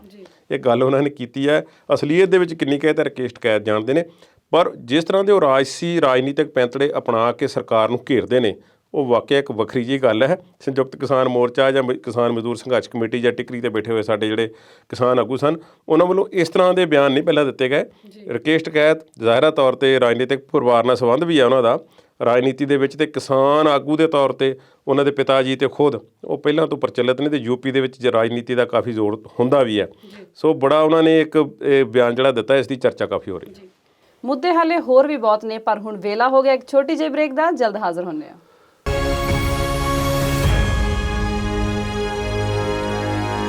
ਬ੍ਰੇਕ ਤੋਂ ਬਾਅਦ ਵਿਚਾਰ ਚਰਚਾ ਦੇਖ ਰਹੇ ਦਰਸ਼ਕਾਂ ਦਾ ਸਵਾਗਤ ਕਰਦੇ ਹਾਂ। ਕੁਲਦੀਪ ਜੀ, ਦਿੱਲੀ ਪੁਲਿਸ ਮ੍ਰਿਤਕ ਕਿਸਾਨਾਂ ਨੂੰ ਹੀ ਨੋਟਿਸ ਭੇਜ ਰਹੀ ਆ। ਨਿਓਲਕਾ ਪਿੰਡ ਹੈ ਜੀ, ਰੂਪਨਗਰ ਜ਼ਿਲ੍ਹੇ ਦੇ ਵਿੱਚ। ਉੱਥੇ ਦੇ ਇੱਕ ਕਿਸਾਨ ਨੂੰ ਨੋਟਿਸ ਆਇਆ। ਉਸ ਨੂੰ ਇਕੱਲੇ ਨੂੰ ਨਹੀਂ ਆਇਆ, ਉਸਦੇ ਪਰਿਵਾਰ ਦੇ 2 ਹੋਰ ਮੈਂਬਰਾਂ ਨੂੰ ਆਇਆ, ਜੋ ਉਸਦੇ ਹੋ ਸਕਦਾ ਕਿ ਸਕੇ ਭਾਈ ਹੋਣ, ਕਿਉਂਕਿ ਤਿੰਨਾਂ ਦੇ ਨਾਮ ਲਿਖ ਕੇ ਫਿਰ ਪੁੱਤਰ ਜਿਹੜਾ ਸੀ ਉਹ ਉਹਨਾਂ ਦੇ ਬਾਪ ਦਾ ਨਾਮ ਜਿਹੜਾ ਲਿਖਿਆ ਗਿਆ। ਸੋ ਉਹਨਾਂ ਨੂੰ ਇਹ ਜਿਹੜਾ ਇੱਕ ਚਿੱਠੀ ਆਈ ਹੈ ਜਗੀਰ ਸਿੰਘ ਨੂੰ, ਸੁਰਜੀਤ ਸਿੰਘ ਨੂੰ ਤੇ ਗੁਰਚਰਨ ਸਿੰਘ ਨੂੰ। ਉਸ ਵਿੱਚ ਆਖਿਆ ਗਿਆ ਕਿ ਤੁਸੀਂ ਦਿੱਲੀ ਦੇ ਫਲਾਣੇ ਸਟੇਸ਼ਨ ਦੇ ਵਿੱਚ, ਪੁਲਿਸ ਸਟੇਸ਼ਨ ਦੇ ਵਿੱਚ ਫਲਾਨੀ ਤਰੀਕ ਨੂੰ ਫਲਾਣੇ ਇੰਸਪੈਕਟਰ ਦੇ ਸਾਹਮਣੇ ਪੇਸ਼ ਹੋਵੋ ਤੇ 26 ਜਨਵਰੀ ਦੀਆਂ ਘਟਨਾਵਾਂ ਦੇ ਸੰਬੰਧ ਵਿੱਚ ਜਵਾਬ ਦਿਓ। ਜਦ ਕਿ 31 ਦਸੰਬਰ ਨੂੰ ਸਰਦਾਰ ਜਗੀਰ ਸਿੰਘ ਦੀ ਮੌਤ ਹੋ ਚੁੱਕੀ ਹੈ। ਉਸ ਦੇ ਮੌਤ ਦਾ ਸਰਟੀਫਿਕੇਟ ਜਿਹੜਾ ਖਰੜ ਦੇ ਵਿੱਚ ਬਣ ਚੁੱਕਾ ਹੈ। ਕੁਰਾਲੀ ਦੇ ਲਾਗੇ ਉਹਨਾਂ ਦਾ ਪਿੰਡ ਹੈ। ਇਹ ਹਾਸੋਹੀਣੀਆਂ ਗੱਲਾਂ ਨੇ, ਹਾਲਾਂਕਿ ਮੌਤ ਨਾਲ ਸੰਬੰਧਿਤ ਗੱਲ ਹੈ। ਹਾਸੋਹੀਣੀ ਇਸ ਕਰਕੇ ਕਿ ਸਾਡਾ ਸਿਸਟਮ ਦੇ ਵਿੱਚ ਇਸ ਤਰ੍ਹਾਂ ਦੀਆਂ ਘਟਨਾਵਾਂ ਅਕਸਰ ਆਉਂਦੀਆਂ ਰਹਿੰਦੀਆਂ ਨੇ। ਪਰ ਦਿੱਲੀ ਪੁਲਿਸ ਜਿਸ ਨੇ ਇਹਨਾਂ ਵਿਅਕਤੀਆਂ ਦੀ ਪਛਾਣ ਕੀਤੀ ਹੋਵੇਗੀ ਕਿ ਉੱਥੇ ਗਏ ਸੀ, 26 ਜਨਵਰੀ ਨੂੰ ਸੰਬੰਧ ਦੇ ਵਿੱਚ ਹੀ ਨੋਟਿਸ ਆਏ ਨੇ ਤੇ ਇਹ ਉੱਥੇ ਗਏ, ਇਹ ਕਿੱਥੇ ਮੌਜੂਦ ਸਨ, ਉਸ ਦੇ ਸੰਬੰਧ ਵਿੱਚ ਇਹਨਾਂ ਨੂੰ ਨੋਟਿਸ ਭੇਜੇ ਜਾਂਦੇ ਨੇ। ਤੇ ਉਹ ਖੁਫੀਆ ਤੰਤਰ ਜਿਹੜਾ ਉੱਥੇ ਦੇਖ ਰਿਹਾ ਸੀ ਜਾਂ ਇਹਨਾਂ ਦੀਆਂ ਫੋਟੋਆਂ ਦੇਖ ਰਿਹਾ ਸੀ, ਜਾਂ ਜਿੰਨੇ ਉਹ ਜਿੱਥੋਂ ਇਹ ਪਛਾਣੇ ਹੋਣਗੇ, ਜਿੱਥੋਂ ਇਹਨਾਂ ਦਾ ਐਡਰੈਸ ਲਿਆ ਗਿਆ ਪਿੰਡ ਤੱਕ, ਉਹਨਾਂ ਦਾ ਪ੍ਰੋਪਰ ਐਡਰੈਸ ਪਾ ਕੇ ਜਿਹੜੀ ਸੀ ਉਹਨਾਂ ਨੂੰ ਚਿੱਠੀ ਆਈ ਆ, ਨੋਟਿਸ ਆਇਆ, ਤੇ ਉਹਦੇ ਵਿੱਚ ਇਹ ਪਤਾ ਕਰਨ ਦੀ ਕੋਸ਼ਿਸ਼ ਨਹੀਂ ਕੀਤੀ ਗਈ ਕਿ ਇਹ ਵਿਅਕਤੀ ਕੌਣ ਹਨ, ਇਹਨਾਂ ਵਿੱਚੋਂ ਕੋਈ ਜਿਉਂਦਾ ਹੈ ਜਾਂ ਮਰ ਗਿਆ ਹੈ ਜਾਂ ਵਾਕਿਆ ਇਸ ਪਿੰਡ ਦੇ ਹਨ। ਤੇ ਫਿਰ ਜਾਂਚ ਜਿਹੜੀ ਹੈ ਉਹ ਸ਼ੱਕ ਦੇ ਘੇਰੇ ਵਿੱਚ ਆਉਂਦੀ ਹੈ ਕਿ ਪੁਲਿਸ ਕਿੰਨੀ ਕੁ ਗੰਭੀਰਤਾ ਨਾਲ ਜਾਂਚ ਕਰ ਰਹੀ ਹੈ, ਜਾਂ ਕੁਛ ਜਿਹੜੀ ਸੁਣੀ ਸੁਣਾਈ ਇਤਲਾਹ ਆ ਉਹਦੇ ਆਧਾਰ 'ਤੇ ਜਿਹੜੀ ਕਾਰਵਾਈ ਕੀਤੀ ਜਾ ਰਹੀ ਹੈ। ਇਹ ਗੱਲ ਓਵਰਆਲ ਮਾੜੀ ਹੈ। ਦਿੱਲੀ ਪੁਲਿਸ ਦੀ ਕਾਰਜਕਾਰੀ 'ਤੇ ਸ਼ੱਕ ਹੈ, ਕਾਫੀ ਲੋਕਾਂ ਨੂੰ ਸ਼ੱਕ ਹੈ। ਹਰਿਆਣੇ ਪੁਲਿਸ ਦੀ ਕਾਰਜਕਾਰੀ 'ਤੇ ਵੀ ਸ਼ੱਕ ਹੈ, ਪਰ ਕੇਂਦਰੀ ਏਜੰਸੀਆਂ ਸਾਰੀਆਂ ਲੱਗੀਆਂ ਹੋਈਆਂ ਨੇ, NIA ਵੀ ਹੈ, ਹੋਰ ਕਈ ਕ੍ਰਾਈਮ ਬ੍ਰਾਂਚ ਵੱਲੋਂ ਇਹ ਨੋਟਿਸ ਜਿਹੜਾ ਭੇਜਿਆ ਗਿਆ।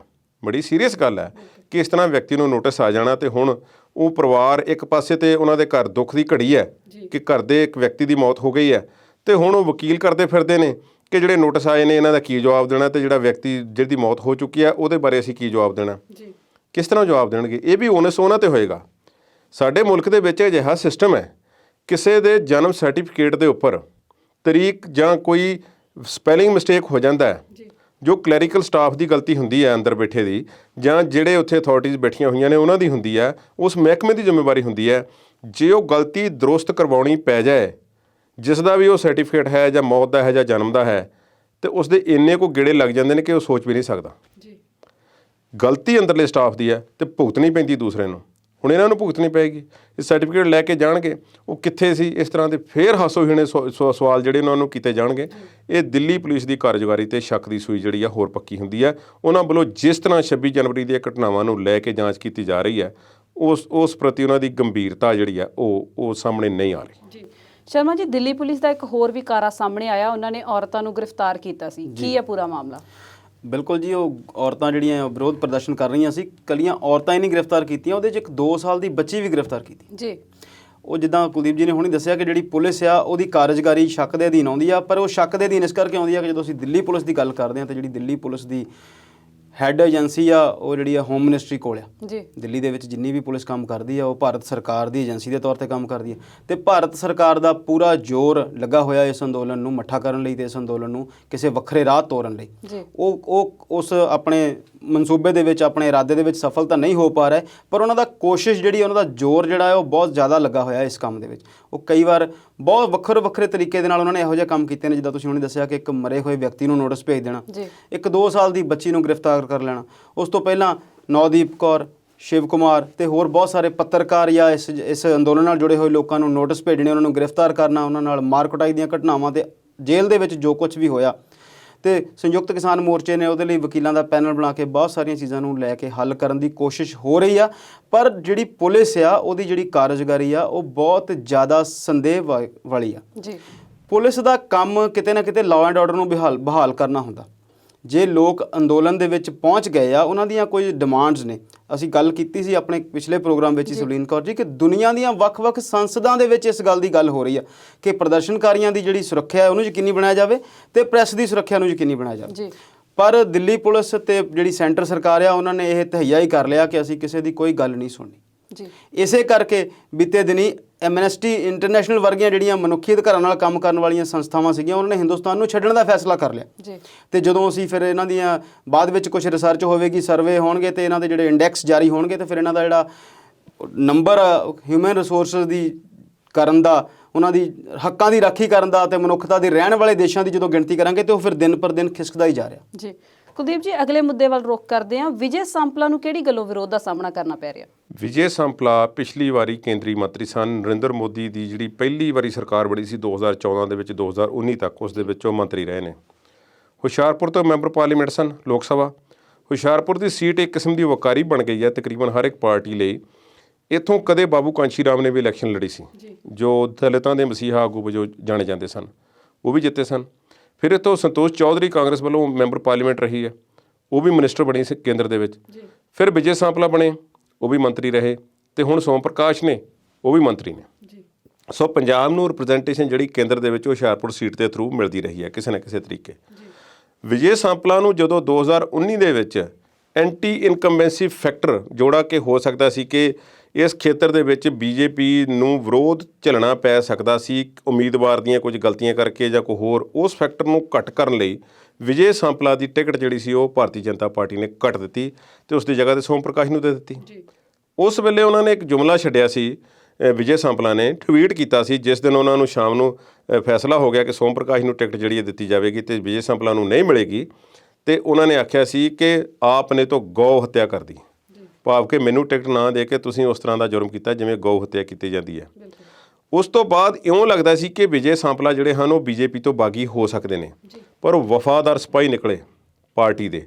ਵਫਾਦਾਰੀ ਉਹਨਾਂ ਨੇ ਨਿਭਾਈ, ਪਾਰਟੀ ਨਾਲ ਜੁੜੇ ਰਹੇ, ਮੁੱਦਿਆਂ 'ਤੇ ਬੋਲਦੇ ਵੀ ਰਹੇ।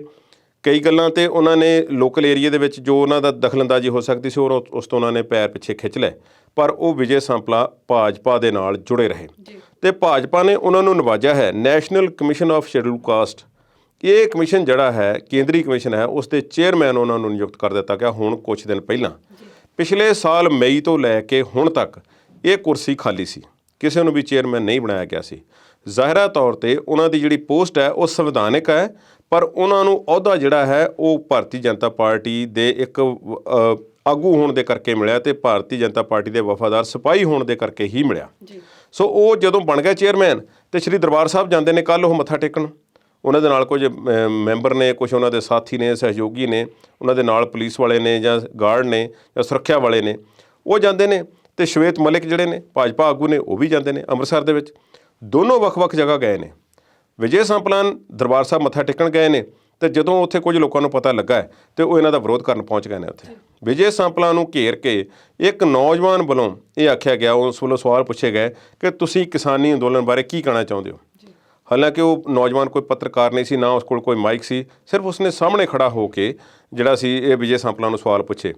ਵਿਜੇ ਸਾਂਪਲਾ ਨੇ ਇਹ ਗੱਲ ਆਖੀ ਹੈ ਕਿ ਉੱਥੇ ਮੌਕੇ ਤੇ ਉਸ ਨੌਜਵਾਨ ਨੂੰ ਕਿ ਮੇਰਾ ਅਹੁਦਾ ਸੰਵਿਧਾਨਕ ਹੈ, ਮੈਂ ਇਸ ਗੱਲ ਬਾਰੇ ਕੋਈ ਗੱਲ ਨਹੀਂ ਕਰਨੀ ਚਾਹੁੰਦਾ, ਮੇਰਾ ਜਿਹੜਾ ਅਧਿਕਾਰ ਖੇਤਰ ਹੈ ਉਹ ਸਿਰਫ ਜਿਹੜੇ ਸ਼ਡਿਊਲ ਕਾਸਟ ਹਨ, ਦਲਿਤ ਭਾਈਚਾਰਾ ਹੈ, ਉਹਨਾਂ ਦੇ ਹੱਕਾਂ ਦੀ ਰਾਖੀ ਕਰਨ ਖਾਤਰ ਮੇਰਾ ਇੱਕ ਅਹੁਦਾ ਹੈ, ਸੋ ਮੈਂ ਉਸੇ ਦਾਇਰੇ ਦੇ ਵਿੱਚ ਰਹਿ ਕੇ ਕੋਈ ਗੱਲ ਮੈਨੂੰ ਪੁੱਛਣੀ ਹੈ ਤੇ ਪੁੱਛ ਲਓ, ਨਹੀਂ ਤੇ ਮੈਂ ਇਹਦਾ ਜਵਾਬ ਨਹੀਂ ਦੇ ਸਕਦਾ। ਮੈਂ ਇਸ ਵੇਲੇ ਬੀਜੇਪੀ ਨੂੰ ਰਿਪਰੈਜ਼ੈਂਟ ਨਹੀਂ ਕਰ ਰਿਹਾ ਜਾਂ ਕੇਂਦਰ ਸਰਕਾਰ ਨੂੰ ਰਿਪਰੈਜ਼ੈਂਟ ਨਹੀਂ ਕਰ ਰਿਹਾ। ਸੋ ਉਹਨਾਂ ਨੇ ਦਿੱਤਾ। ਸ਼ਵੇਤ ਮਲਿਕ ਰੇਲਵੇ ਸਟੇਸ਼ਨ ਦੇ ਲਾਗੇ ਸਨ, ਉੱਥੇ ਉਹਨਾਂ ਨੂੰ ਜਿਹੜਾ ਸਾਹਮਣਾ ਕਰਨਾ ਪਿਆ। ਜਦੋਂ ਜਿਹੜੇ ਕਿਸਾਨ ਆਗੂ ਸਨ ਜਾਂ ਕੁਝ ਅਜਿਹੇ ਲੋਕ ਸਨ ਜੋ ਕਿਸਾਨ ਅੰਦੋਲਨ ਨਾਲ ਜੁੜੇ ਹੋਏ ਹੋ ਸਕਦੇ ਨੇ, ਉਹਨਾਂ ਸਾਰਿਆਂ ਨੂੰ ਰੌਲਾ ਪਿਆ ਕਿ ਇਸ ਤਰ੍ਹਾਂ ਦੋ ਭਾਜਪਾ ਦੇ ਆਗੂ ਆਏ ਉਹਨੇ ਅੰਮ੍ਰਿਤਸਰ ਦੇ ਵਿੱਚ ਤੇ ਉਹਨਾਂ ਦਾ ਘਿਰਾਓ ਕਰਨ ਦੀ ਕੋਸ਼ਿਸ਼ ਕੀਤੀ ਗਈ। ਫਿਰ ਵਿਜੇ ਸਾਂਪਲਾ ਬਾਅਦ ਵਿੱਚ ਕੁਝ ਪ੍ਰੈਸ ਵਾਲੇ ਵੀ ਉੱਥੇ ਪਹੁੰਚ ਗਏ।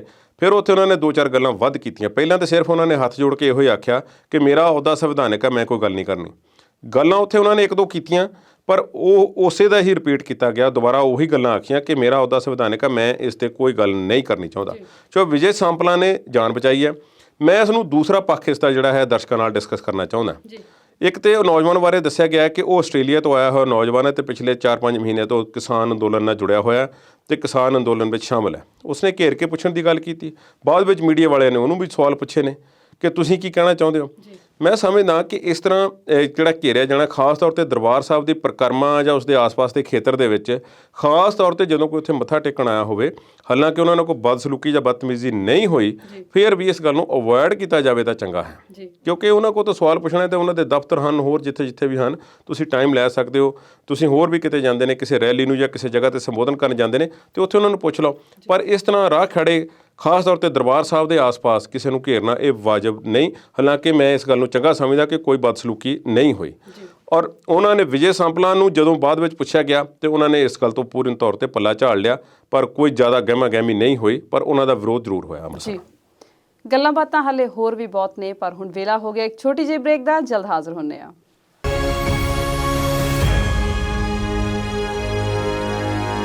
ਬ੍ਰੇਕ ਤੋਂ ਬਾਅਦ ਵਿਚਾਰ ਚਰਚਾ ਦੇਖ ਰਹੇ ਦਰਸ਼ਕਾਂ ਦਾ ਸਵਾਗਤ ਕਰਦੇ ਹਾਂ। ਸ਼ਰਮਾ ਜੀ, ਪੰਜਾਬੀ ਯੂਨੀਵਰਸਿਟੀ ਪਟਿਆਲਾ ਦੇ ਵਿੱਚ ਫੰਡਾਂ ਦੀ ਘਾਟ ਦਾ ਬੜਾ ਰੌਲਾ ਪੈ ਰਿਹਾ ਜੀ। ਜੀ ਬਿਲਕੁਲ ਜੀ, ਇਹ ਬਹੁਤ ਵੱਡੀ ਪੱਧਰ ਦੀ ਯੂਨੀਵਰਸਿਟੀ ਆ। ਜੇ ਅਸੀਂ ਯੂਨੀਵਰਸਿਟੀ ਦੀ ਗੱਲ ਕਰੀਏ ਤੇ 2 ਯੂਨੀਵਰਸਿਟੀਆਂ ਨੇ ਸਿਵਲਿੰਗ ਜੀ ਦੁਨੀਆ ਦੇ ਵਿੱਚ ਜਿਨ੍ਹਾਂ ਦਾ ਨਾਮ ਭਾਸ਼ਾ ਦੇ ਆਧਾਰ ਤੇ ਰੱਖਿਆ ਹੋਇਆ ਜੀ। ਪੰਜਾਬੀ ਯੂਨੀਵਰਸਿਟੀ ਪਟਿਆਲਾ ਜਿਹੜੀ ਪੰਜਾਬੀ ਭਾਸ਼ਾ ਦੇ ਨਾਮ ਤੇ ਆ, ਤੇ ਇੱਕ ਹਿਬਰੂ ਯੂਨੀਵਰਸਿਟੀ ਆ ਜਿਹੜੀ ਇਜ਼ਰਾਈਲ 'ਚ। ਤੇ ਇਹ ਇੰਨੀ ਵਕਾਰੀ ਸੰਸਥਾ ਆ ਜਿਹਦੀ ਗਠਨ ਦੇ ਵਿੱਚ ਪਟਿਆਲਾ ਦੇ ਮਹਾਰਾਜਾ ਦਾ ਵੱਡਾ ਯੋਗਦਾਨ ਸੀ। ਉਹਨਾਂ ਨੇ ਇਸ ਯੂਨੀਵਰਸਿਟੀ ਦਾ ਨੀਂਹ ਪੱਥਰ ਇਸ ਕਰਕੇ ਰੱਖਿਆ ਕਿ ਇੱਥੇ ਭਾਸ਼ਾ ਦੇ ਵਿਕਾਸ ਲਈ ਤੇ ਭਾਸ਼ਾ ਦੇ ਰਿਸਰਚ ਤੇ ਕੰਮ ਹੋ ਸਕੇ ਜੀ। ਤੇ ਬਹੁਤ ਉੱਚ ਪੱਧਰ ਦੇ ਭਾਸ਼ਾ ਵਿਗਿਆਨੀ ਵੀ ਤੇ ਹੋਰ ਵੀ ਬਹੁਤ ਸਾਰੀਆਂ ਵੱਡੀਆਂ ਪੋਸਟਾਂ ਤੇ ਲੋਕ ਇੱਥੋਂ ਪੜ੍ਹ ਕੇ ਲੱਗੇ ਨੇ। ਐਡਾ ਵਕਾਰੀ ਯੂਨੀਵਰਸਿਟੀ ਦੇ ਵਿੱਚ ਸਿਰਫ ਔਰ ਸਿਰਫ ਫੰਡਿੰਗ ਦੀ ਕਮੀ ਹੋ ਜਾਣੀ ਉਹ ਬਹੁਤ ਮਾੜੀ ਗੱਲ ਆ। ਬੀਤੇ ਦਿਨੀ ਅਖਬਾਰਾਂ ਦੇ ਵਿੱਚ ਸੁਰਖੀਆਂ ਚੱਲਦੀਆਂ ਰਹੀਆਂ ਕਿ 2 ਮਹੀਨੇ ਤੋਂ 3 ਮਹੀਨੇ ਤੋਂ ਸਾਰੇ ਹੀ ਸਟਾਫ ਨੂੰ ਤਨਖਾਹ ਨਹੀਂ ਸੀ ਮਿਲਦੀ। ਤੇ ਹੁਣ ਜਿਹੜੀ ਹੁਣ ਦੀ ਖਬਰ ਉਹ ਇਹ ਆ ਕਿ ਇਸ ਯੂਨੀਵਰਸਿਟੀ ਦੇ ਵਿੱਚ ਕਿਸੇ ਵੀ ਰਿਸਰਚ ਡਿਪਾਰਟਮੈਂਟ ਲਈ ਸਰਕਾਰ ਵੱਲੋਂ ਜਿਹੜੇ ਪੈਸੇ ਆ ਉਹ ਨਹੀਂ ਦਿੱਤੇ ਜਾ ਰਹੇ। ਕੋਈ 290 ਤੋਂ 300 ਕਰੋੜ ਦੇ ਬਜਟ ਦੀ ਗੱਲ ਹੈ ਜਿਹਦੇ ਵਿੱਚ ਜਿਹੜਾ ਇਸ ਯੂਨੀਵਰਸਿਟੀ ਦੇ ਵਿੱਚ ਨਹੀਂ ਆ ਰਿਹਾ ਜੀ। ਤੇ ਇਸ ਯੂਨੀਵਰਸਿਟੀ ਦੀ ਜਦੋਂ ਅਸੀਂ ਗੱਲ ਕਰਦੇ ਹਾਂ, ਬਹੁਤ ਸਾਰੀਆਂ ਕੁੜੀਆਂ ਪੋਸਟ ਗ੍ਰੈਜੂਏਟ ਲੈਵਲ ਦੀ ਜਾਂ PhD ਲੈਵਲ ਦੀ ਸਟੱਡੀ ਕਰਦੀਆਂ, ਬਹੁਤ ਸਾਰੇ ਮੁੰਡੇ ਵੀ ਕਰਦੇ ਨੇ, ਕੁੜੀਆਂ ਦੀ ਗਿਣਤੀ ਉੱਥੇ ਜ਼ਿਆਦਾ ਰਹਿੰਦੀ ਆ। ਤੇ ਵਿਮਨ ਏਰੀਆ ਜਿਹੜਾ ਰਿਮੋਟ ਏਰੀਆ 'ਚੋਂ ਬੱਚੇ ਉੱਥੇ ਪੜ੍ਹਨ ਆਉਂਦੇ ਆ। ਤੇ ਉਹਦੇ ਅੰਦਰਲਾ ਜਿਹੜਾ ਇਨਫਰਾਸਟਰਕਚਰ ਆ, ਉੱਥੇ ਹੋਸਟਲ ਜਿਹੜੇ ਉਹ ਨਵੇਂ ਕਾਫੀ ਦੇਰ ਤੋਂ ਨਹੀਂ ਬਣਾਏ ਜਾ ਰਹੇ। ਤੇ ਉਹਨਾਂ ਦੀ ਜਿਹੜੀ ਫੀਸ ਆ ਉਹ ਵੀ ਪਿਛਲੇ ਕਾਫੀ ਸਮੇਂ ਤੋਂ ਵੱਧ ਜਾਣੀ ਆ, ਆਟੋਮੈਟਿਕਲੀ ਵੱਧ ਗਈ ਇਸ ਕਰਕੇ ਕਿਉਂਕਿ ਅੰਦਰ ਨਵੇਂ ਹੋਸਟਲ ਘੱਟ ਨੇ ਤੇ ਜਦੋਂ ਬਾਹਰ ਤੁਹਾਨੂੰ ਰਹਿਣਾ ਪਏਗਾ ਤੇ ਉਹ ਮਹਿੰਗਾ ਆ। ਪ੍ਰੋਫੈਸਰਸ ਨਾਲ ਜਦੋਂ ਅਸੀਂ ਗੱਲ ਕਰਦੇ ਹਾਂ ਉਹ ਕਹਿੰਦੇ ਕਿ ਇੱਥੇ ਜਿਹੜੇ ਯੂਨੀਵਰਸਿਟੀ ਦੇ ਵਿੱਚ ਅੰਦਰ ਬੱਚੇ ਆਉਂਦੇ ਆ ਉਹਨਾਂ ਨੂੰ ਤੁਸੀਂ ਉਹਨਾਂ ਦੇ ਸਿਸਟਮ ਦੇ ਹਿਸਾਬ ਨਾਲ, ਉਹਨਾਂ ਦੇ ਇਕਨੋਮਿਕ ਕੰਡੀਸ਼ਨ ਦੇ ਹਿਸਾਬ ਨਾਲ ਤੁਸੀਂ 2-3 ਤਰ੍ਹਾਂ ਦੇ ਜਿਹੜੇ ਆ ਉਹ ਵੀ ਦੇ ਸਕਦੇ ਆ, ਪਰ ਉੱਥੇ ਇਹੋ ਜਿਹੀ ਕੋਈ ਫੈਸਿਲਿਟੀ ਨਹੀਂ ਹੈਗੀ। ਤੇ ਰਿਸਰਚ ਲਈ ਜਿਹੜੇ ਬੱਚੇ ਆਉਂਦੇ ਨੇ, ਕਾਲਜ ਤੱਕ ਤੁਸੀਂ ਸਕੂਲ ਦੀ ਪੜ੍ਹਾਈ ਕਰ ਲੈਣੇ, ਕਾਲਜ ਤੱਕ ਤੁਸੀਂ ਅੰਡਰ ਗ੍ਰੈਜੂਏਸ਼ਨ ਜਾਂ ਗ੍ਰੈਜੂਏਸ਼ਨ ਕਰ ਲੈਣੇ ਆ। ਯੂਨੀਵਰਸਿਟੀਆਂ ਜਿਹੜੀਆਂ ਆ ਉਹ ਸਾਡੇ ਅਸਲ ਦੇ ਵਿੱਚ ਸਿੱਖਿਆ ਦੇ ਅਦਾਰੇ ਨੇ ਜਿੱਥੋਂ ਤੁਸੀਂ ਤਰਾਸ਼ ਹੋ ਕੇ ਕਿਸੇ ਵੀ ਵਿਸ਼ੇ ਦੇ ਮਾਹਰ ਹੋ ਕੇ ਅੱਗੇ ਜਾ ਕੇ ਕੁਛ ਨਾ ਕੁਛ ਉਸ ਫੀਲਡ ਨੂੰ ਦਿਸ਼ਾ ਦੇਣੀ ਆ, ਚਾਹੇ ਉਹ ਇਕੋਨਮੀ ਆ, ਚਾਹੇ ਉਹ ਸੋਸ਼ਲ ਜਸਟਿਸ ਆ, ਚਾਹੇ ਉਹ ਕੁਝ ਹੋ ਰਿਹਾ। ਪਰ ਜੇ ਸਰਕਾਰਾਂ ਸਿਰਫ ਇੰਨੇ ਛੋਟੇ ਪੈਸਿਆਂ ਲਈ, ਜੇ ਅਸੀਂ ਸਰਕਾਰ ਦੇ ਲੈਵਲ ਦੀ ਗੱਲ ਕਰੀਏ ਤੇ 200-250 ਕਰੋੜ ਰੁਪਈਆ ਕੁਝ ਵੀ ਨਹੀਂ ਹੈਗਾ। ਹਜ਼ਾਰ ਕਰੋੜ ਦੇ ਜਹਾਜ਼ ਖਰੀਦੇ ਨੇ, ਹਜ਼ਾਰ ਕਰੋੜ ਦੀਆਂ 2-2 ਹਜ਼ਾਰ ਕਰੋੜ ਦੀਆਂ 4-4 ਹਜ਼ਾਰ ਕਰੋੜ ਦੀਆਂ ਮੂਰਤੀਆਂ ਲਾ ਰਹੇ ਨੇ ਅਸੀਂ ਆਪਣੇ ਮੁਲਕ ਦੇ ਵਿੱਚ। ਜੀ ਇੱਥੇ ਵੀ ਅਸੀਂ ਬਹੁਤ ਸਾਰੀਆਂ ਇਹੋ ਜਿਹੀਆਂ ਦੇਖਦੇ ਹਾਂ, ਅਮਿਊਜ਼ਮੈਂਟ ਪਾਰਕ ਨੇ, ਚਾਹੇ ਉਹ ਮਿਊਜ਼ੀਅਮ ਨੇ। ਮਿਊਜ਼ੀਅਮ ਤੇ ਅਸੀਂ ਬਣਾਉਂਦੇ ਆ ਕਿ ਆਪਣੇ ਇਤਿਹਾਸ ਨੂੰ ਦਿਖਾਈਏ ਆਉਣ ਵਾਲੀਆਂ ਨਸਲਾਂ ਨੂੰ, ਤੇ ਜਿਹੜੀ ਸਾਡੀ ਨਸਲ ਹੁਣ ਸਕੂਲਾਂ, ਕਾਲਜਾਂ, ਯੂਨੀਵਰਸਿਟੀਆਂ 'ਚ ਪੜ੍ਹ ਰਹੀ ਆ, ਉਹਨਾਂ ਨੂੰ ਦੇਣ ਲਈ ਸਾਡੇ ਕੋਲ ਪੈਸੇ ਨਹੀਂ ਹੈਗੇ। ਤੇ ਅਸੀਂ ਕੀ ਤਵੱਕੋ ਰੱਖਾਂਗੇ ਇਹਨਾਂ ਸਰਕਾਰਾਂ ਕੋਲੋਂ ਕਿ ਇਹ ਸਾਨੂੰ ਕਿਹੋ ਜਿਹਾ ਭਵਿੱਖ ਪ੍ਰਦਾਨ ਕਰਨਗੇ। ਗੱਲ ਇਹ ਆ ਕਿ ਨਾ ਤੇ ਸਿਹਤ ਲਈ ਸਰਕਾਰ ਕੋਲ ਕੋਈ ਏਜੰਡਾ ਹੈ, ਨਾ ਐਜੂਕੇਸ਼ਨ ਲਈ, ਤੇ ਨਾ ਹੀ ਕਿਸੇ ਹੋਰ ਭਲੇ ਕੰਮ ਲਈ। ਇਹਨਾਂ ਦੇ ਕੋਲ ਏਜੰਡਾ ਸਿਰਫ ਇੱਕ ਲਾਈਨ ਦਾ ਆ ਕਿ ਵੋਟਾਂ ਕਿਵੇਂ ਲੈਣੀਆਂ ਜੀ। ਇਹਦੇ ਨਾਲ ਦੀ ਪਿਛਲੇ ਦਿਨਾਂ 'ਚ ਜਦੋਂ ਅਸੀਂ ਗੱਲ ਕਰਦੇ ਸੀ ਪੰਜਾਬ ਸਰਕਾਰ ਦੀ, ਜਦੋਂ ਸਰਕਾਰ ਹੋਂਦ 'ਚ ਆਈ ਸੀ, ਤੇ ਇਹਨਾਂ ਨੇ ਇੱਕ ਸਾਡੀ ਰਸੋਈ ਨਾਂ ਦੀ ਗੱਲ ਸ਼ੁਰੂ ਕੀਤੀ ਸੀ ਕਿ ਹਰ ਜ਼ਿਲ੍ਹਾ ਲੈਵਲ ਦੇ ਉੱਤੇ ਸਸਤਾ ਭੋਜਨ ਜਿਹੜਾ ਮੁਹੱਈਆ ਕਰਾਇਆ ਜਾਊਗਾ। ਤੇ ਜੇ ਉਸ ਸਾਡੀ ਰਸੋਈ ਦੀ ਅਸੀਂ ਗੱਲ ਕਰੀਏ ਤੇ 5 ਰੁਪਏ ਤੋਂ ਸ਼ੁਰੂ ਹੋਈ ਸੀ ਪਲੇਟ ਦੇ ਵਿੱਚ, ਕਿ ਕੋਈ ਵੀ ਬੰਦਾ ਆਊਗਾ ਤੇ ਉੱਥੇ ਪੈਸੇ ਦੇ ਕੇ ਤੇ ਰੋਟੀ ਖਾ ਲਊਗਾ। ਪਹਿਲਾਂ ਸਰਕਾਰ ਨੇ ਸ਼ੁਰੂ ਕੀਤਾ, ਬਾਅਦ ਵਿੱਚ ਉਹਨੂੰ ਰੈੱਡ ਕਰਾਸ ਨੂੰ ਦੇ ਦਿੱਤਾ, 5 ਰੁਪਏ ਤੋਂ ਰੇਟ ਵਧਾ ਕੇ 10 ਰੁਪਏ ਕਰਤਾ, ਤੇ 10 ਰੁਪਏ 'ਚੋਂ ਹੁਣ ਜ਼ਿਲ੍ਹਾ ਮੁਕਤਸਰ ਦੇ ਵਿੱਚ ਉਹਨਾਂ ਨੇ DC ਸਾਹਿਬ ਨੂੰ ਬੇਨਤੀ ਕੀਤੀ ਹੈ ਕਿ 10 ਰੁਪਏ 'ਚ ਵਾਈਬਲ ਨਹੀਂ ਹੈਗਾ, ਇਹਨੂੰ 20 ਰੁਪਏ ਕਰ ਦਿੱਤਾ ਜਾਵੇ।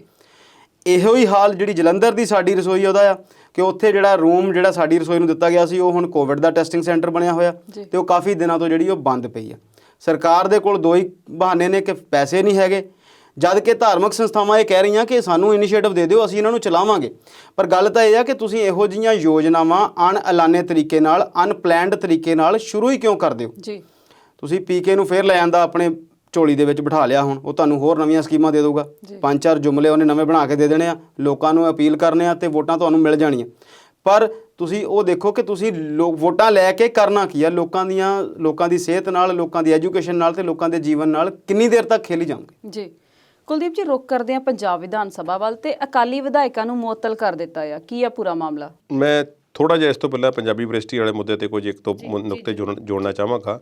ਸਿਵਲ ਸਰਵਿਸਿਜ਼ ਦੇ ਐਗਜ਼ਾਮ, ਪੋਸਟ ਗ੍ਰੈਜੂਏਟ ਦੀ ਟ੍ਰੇਨਿੰਗ ਤੇ ਪੰਜਾਬੀ ਬੋਲੀ ਦੇ ਵਿਕਾਸ ਤੇ ਉਹਦੀ ਖੋਜ ਦੇ ਕਾਰਜ ਜਿੰਨੇ ਨੇ, ਸਾਰੀਆਂ ਠੀਕ ਆ। ਬਾਕੀ ਦੂਸਰੀਆਂ ਗੱਲਾਂ ਹੋਰ ਕਿਤੇ ਵੀ ਟਰਾਂਸਫਰ ਹੋ ਸਕਦੀਆਂ ਨੇ, ਪਰ ਜਿਹੜਾ ਪੰਜਾਬੀ ਬੋਲੀ ਦਾ ਵਿਕਾਸ ਤੇ ਉਹਦੇ ਨਾਲ ਜੁੜੇ ਹੋਏ ਖੋਜ ਕਾਰਜ, ਮੈਂ ਥੋੜਾ ਜਿਹਾ ਦਰਸ਼ਕਾਂ ਨੂੰ ਦੱਸ ਦੇਵਾਂ ਕਿ ਖੋਜ ਕਾਰਜਾਂ ਦੀ ਕਿਹੋ ਜਿਹਿਆਂ ਦੀ ਲੋੜ ਹੈ। ਜਿਹੜੇ ਪੁਰਾਤਨ ਤਰੀਕੇ ਨਾਲ ਖੋਜ ਕਾਰਜ ਚੱਲਦੇ ਨੇ, ਸਾਡੇ ਵਿਦਵਾਨ ਕਰਦੇ ਨੇ, ਉਹ ਇੱਕ ਅਲੱਗ ਵਿਸ਼ਾ ਹੈ। ਹੁਣ ਜਦੋਂ ਅਸੀਂ ਕੰਪਿਊਟਰ ਦੇ ਵਿੱਚ ਕਿਤੇ ਕਿਸੇ ਵੈਬਸਾਈਟ ਤੇ ਜਾਂਦੇ ਹਾਂ, ਅਸੀਂ ਕਹਿੰਦੇ ਕਿ ਠੀਕ ਆ, ਇੱਥੇ ਮੈਨੂੰ ਪੰਜਾਬੀ ਵਿੱਚ ਵੀ ਆਪਸ਼ਨ ਆਉਣੀ ਚਾਹੀਦੀ ਕਿ ਉਹ ਲੈਂਗੁਏਜ ਪਿਕ ਕਰਨ ਦਾ, ਕਿਤੇ ਆਉਂਦੀ ਹੈ ਕਿਤੇ ਨਹੀਂ ਆਉਂਦੀ ਆ। ਕਈ ਵਾਰੀ ਮਾਈਕਰੋਸਾਫਟ ਦੇ ਇਹੋ ਜਿਹਾ ਸੌਫਟਵੇਅਰ ਹੁੰਦੇ ਨੇ ਜਿੱਥੇ ਪੰਜਾਬੀ ਜਾਂ ਹਿੰਦੀ ਦੀ ਵੀ ਨਹੀਂ ਆਉਂਦੀ, ਉੱਥੇ ਸਾਨੂੰ ਡਿਵੈਲਪ ਕਰਨ ਦੀ ਲੋੜ ਹੈ ਇਸ ਨੂੰ, ਔਰ ਉਹਨਾਂ ਖੋਜ ਕਾਰਜਾਂ ਲਈ ਪੰਜਾਬੀ ਯੂਨੀਵਰਸਿਟੀ ਬਹੁਤ ਅਹਿਮ ਸਥਾਨ ਹੈ। ਕਈ ਫੌਂਟ ਕਨਵਰਟਰ ਔਰ ਇਹ ਸਾਰਾ ਜੋ ਨਵੇਂ ਯੁੱਗ ਦਾ ਸਿਸਟਮ ਹੈ, ਇਸ ਨੂੰ ਪੰਜਾਬੀ ਨੂੰ ਪ੍ਰਵਾਨ ਚੜ੍ਹਾਉਣ ਲਈ ਤੇ ਅਗਲੀ ਸਦੀ ਤੱਕ ਲੈ ਕੇ ਜਾਣ ਲਈ ਪੰਜਾਬੀ ਯੂਨੀਵਰਸਿਟੀ ਬਹੁਤ ਵੱਡਾ ਸਥਾਨ ਰੱਖ ਸਕਦੀ ਹੈ, ਬਣਾ ਸਕਦੀ ਹੈ, ਜੇ ਕੈਪਟਨ ਅਮਰਿੰਦਰ ਸਿੰਘ ਇਸ ਪਾਸੇ ਨੂੰ ਸੋਚਣ। ਉਹਨਾਂ ਦੇ ਘਰ ਦੀ ਯੂਨੀਵਰਸਿਟੀ ਹੈ, ਜਿਵੇਂ ਅਮਰ ਜੀ ਨੇ ਦੱਸਿਆ, ਉਹਨਾਂ ਦੇ ਆਪਣੇ ਸ਼ਹਿਰ ਦੇ ਵਿੱਚ, ਉਹਨਾਂ ਦੇ ਆਪਣੇ ਬਜ਼ੁਰਗਾਂ ਦੁਆਰਾ ਬਣਾਈ ਹੋਈ। ਇਸ ਵੱਲ ਬਹੁਤ ਧਿਆਨ ਦੇਣ ਦੀ ਲੋੜ ਹੈ। ਹੁਣ ਗੱਲ ਕਰਦੇ ਹਾਂ ਜੀ ਪੰਜਾਬ ਵਿਧਾਨ ਸਭਾ ਦੀ। ਪਹਿਲੇ 2-3 ਦਿਨਾਂ ਦੀ ਕਾਰਵਾਈ ਤੇ ਤੁਸੀਂ ਦੇਖੀ ਹੈ, ਬਜਟ ਇਜਲਾਸ ਹੈ, ਸੈਸ਼ਨ ਚੱਲ ਰਿਹਾ ਤੇ ਅਕਾਲੀਆਂ ਵੱਲੋਂ ਬੜੇ ਜ਼ਬਰਦਸਤ ਹੰਗਾਮੇ ਕੀਤੇ ਗਏ ਨੇ। ਰਾਜਪਾਲ ਦਾ ਭਾਸ਼ਣ ਹੋਇਆ ਤੇ ਰਾਜਪਾਲ ਦਾ ਸਵਾਗਤ ਜਿਸ ਤਰ੍ਹਾਂ ਦਾ ਹੋਇਆ ਉਹ ਪਹਿਲਾਂ ਦੱਸ ਚੁੱਕੇ ਹਾਂ, ਤੇ ਕੈਪਟਨ ਅਮਰਿੰਦਰ ਸਿੰਘ ਬੋਲਣ ਲੱਗੇ ਤੇ ਉਹਨਾਂ ਦਾ ਭਾਸ਼ਣ ਜਿਹੜਾ ਸੀ ਉਹ 3-4 ਵਾਰੀ ਜਿਹੜਾ ਸੀ ਇੰਟਰਪਟ ਜਿਹੜਾ ਹੋਇਆ, 10-10 ਮਿੰਟ ਕਾਰਵਾਈ ਰੁਕੀ ਰਹੀ, 15-15 ਮਿੰਟ ਵੀ ਰੁਕੀ ਰਹੀ।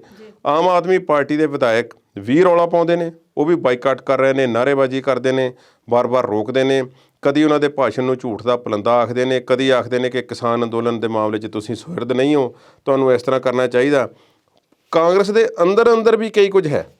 ਇਹ ਦੱਸਿਆ ਗਿਆ ਕਿ ਜਦੋਂ ਖਾਸ ਜਿਹੜੇ ਮੂਵਮੈਂਟ ਸਨ ਸਦਨ ਦੇ ਬਜਟ ਸੈਸ਼ਨ ਦੇ ਦੌਰਾਨ, ਉਸ ਮੌਕੇ 'ਤੇ ਕਾਂਗਰਸੀ ਵਿਧਾਇਕਾਂ ਦੀ ਗਿਣਤੀ ਵੀ ਇੱਕ ਟਾਈਮ 'ਤੇ ਕਈ ਵਾਰੀ 14-15 ਤੱਕ ਹੁੰਦੀ ਹੈ। ਵਿਰੋਧੀਆਂ ਨੇ ਤੇ ਕੋਈ ਵਾਕਆਊਟ ਕਰ ਜਾਂਦੇ ਨੇ, ਕੋਈ ਕੁਛ। ਆਮ ਤੌਰ 'ਤੇ ਹਾਲ ਜਿਹੜਾ ਖਾਲੀ ਪਿਆ ਦਿਸਦਾ। ਹੁਣ ਗਿਣਤੀ ਬਹੁਤ ਜ਼ਿਆਦਾ ਨਹੀਂ ਹੈ ਭਾਵੇਂ ਅਕਾਲੀ ਦਲ ਦੇ ਕੋਲ, ਪਰ ਹੁਣ 10 ਅਕਾਲੀ ਵਿਧਾਇਕ ਜਿਹੜੇ ਨੇ ਉਹ ਮੁਅੱਤਲ ਕੀਤੇ ਗਏ ਨੇ ਪੂਰੇ ਸਮੇਂ ਲਈ, ਪੂਰੇ ਬਜਟ ਸੈਸ਼ਨ ਲਈ। ਸੋ ਉਹਨਾਂ ਨੂੰ ਮੁਅੱਤਲ ਕਰ ਦਿੱਤਾ ਗਿਆ ਕਿਉਂਕਿ ਵਾਰ-ਵਾਰ ਵਿਘਨ ਪਾ ਰਹੇ ਸਨ, ਤੇ ਵਿਘਨ ਪਾਉਂਦੇ ਉਹ ਚੇਅਰਮੈਨ ਦੀ ਕੁਰਸੀ ਤੱਕ, ਸਪੀਕਰ ਦੀ ਕੁਰਸੀ ਤੱਕ ਕੈਪਟਨ ਅਮਰਿੰਦਰ ਸਿੰਘ ਨੂੰ ਵਾਰ-ਵਾਰ ਰੋਕਦੇ ਸਨ। ਹੌਲੀ-ਹੌਲੀ ਉਹ ਥੱਲੇ ਬੈਠ ਗਏ, ਨਾਅਰੇਬਾਜ਼ੀ ਕਰਦੇ ਰਹੇ।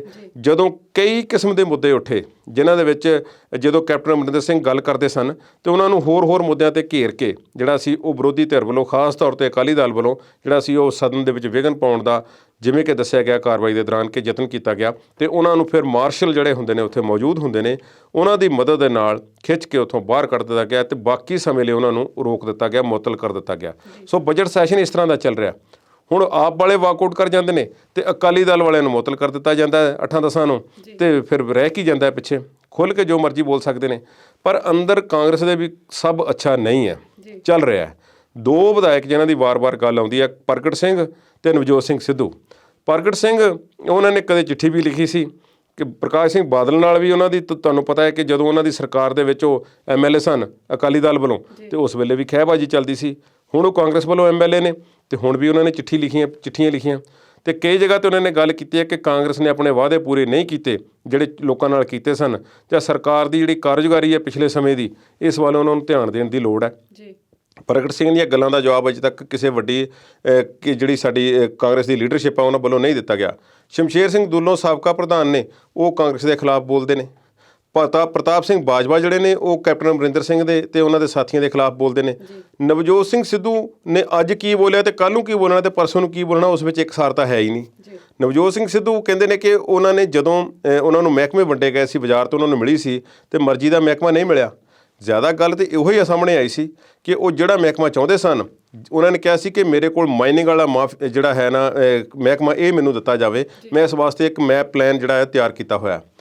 ਉਹ ਬਲੂਪ੍ਰਿੰਟ ਜਿਹੜਾ ਉਹਨਾਂ ਨੇ ਤਿਆਰ ਕੀਤਾ ਹੋਇਆ ਸੀ, ਉਹ ਮੀਡੀਆ ਨੂੰ ਵੀ ਦਿਖਾਇਆ ਕਿ ਇਸ ਤਰ੍ਹਾਂ ਇਹਨਾਂ ਨੂੰ ਸਰਕਾਰ ਆਪਣੇ ਕੰਟਰੋਲ ਦੇ ਵਿੱਚ ਇਸ ਤਰ੍ਹਾਂ ਰੱਖ ਕੇ ਮਾਈਨਿੰਗ ਦਾ ਕੰਮ ਜਿਹੜਾ ਆਪਣੇ ਕੋਲ ਲੈ ਸਕਦੀ ਹੈ। ਇਸ ਵਿੱਚ ਸਰਕਾਰ ਨੂੰ ਆਮਦਨ ਵੀ ਹੋਵੇਗੀ, ਲੋਕਾਂ ਨੂੰ ਸਸਤੀ ਵੀ ਮਿਲੇਗੀ ਤੇ ਸਰਕਾਰ ਨੂੰ ਆਮਦਨੀ ਵੀ ਹੋਵੇਗੀ ਤੇ ਚੋਰੀ ਨਹੀਂ ਹੋਵੇਗੀ। ਪਰ ਉਹਨਾਂ ਨੂੰ ਇੱਕ ਪਾਸੇ ਕਰਕੇ ਸੈਰ ਸਪਾਟੇ ਵਾਲਾ ਦੇ ਦਿੱਤਾ ਗਿਆ, ਫਿਰ ਉਹ ਅਸਤੀਫਾ ਦੇ ਗਏ। ਇਸ ਤਰ੍ਹਾਂ ਉਹਨਾਂ ਦੀ ਕਸ਼ਮਕਸ਼ ਚੱਲਦੀ ਰਹੀ, ਚੁੱਪ ਰਹੇ, ਅੰਦਰ ਵੀ ਵੜੇ ਰਹੇ, 6-6 ਮਹੀਨੇ ਲੱਭਦੇ ਵੀ ਨਹੀਂ। ਪਰ ਹੁਣ ਸਦਨ 'ਚ ਆ ਜਾਂਦੇ ਨੇ। ਪਰ ਜਦੋਂ ਇਹ ਗੱਲਬਾਤ ਚੱਲ ਰਹੀ ਸੀ ਅਕਾਲੀ ਦਲ ਦੇ ਨਾਲ, ਕੈਪਟਨ ਅਮਰਿੰਦਰ ਸਿੰਘ ਦੀ ਖਹਿਬਾਜ਼ੀ ਚੱਲ ਰਹੀ ਸੀ, ਤੇ ਉਹ ਚੁੱਪ ਬੈਠੇ ਰਹੇ, ਉਹਨਾਂ ਨੇ ਕੋਈ ਗੱਲ ਨਹੀਂ ਕੀਤੀ। ਹੁਣ ਉਹਨਾਂ ਨੇ ਕੁਝ ਹੋਰ ਪਲਾਨ ਜਿਹੜੇ ਨੇ ਉਹ ਤਿਆਰ ਕੀਤੇ ਨੇ, ਉਹ ਵੀ ਉਹਨਾਂ ਨੇ ਮੀਡੀਆ ਸਾਹਮਣੇ ਰੱਖੇ ਨੇ ਕਿ ਆਹ ਕੰਮ ਇਸ ਤਰ੍ਹਾਂ ਹੋਣਾ ਚਾਹੀਦਾ, ਇਸ ਤਰ੍ਹਾਂ ਹੋਣਾ ਚਾਹੀਦਾ। ਪਰ ਅਜੇ ਕਸ਼ਮਕਸ਼ ਕਾਫੀ ਚੱਲ ਰਹੀ ਹੈ। ਬੜਾ ਅਹਿਮ ਸੈਸ਼ਨ ਹੈ। ਅਕਾਲੀ ਦਲ ਦੇ 10 ਮੈਂਬਰ ਤਾਂ ਉਸ ਵਿੱਚੋਂ ਹੁਣ ਉਹ ਦੁਬਾਰਾ ਉਸ ਵਿੱਚ ਭਾਗ ਨਹੀਂ ਲੈ ਸਕਣਗੇ।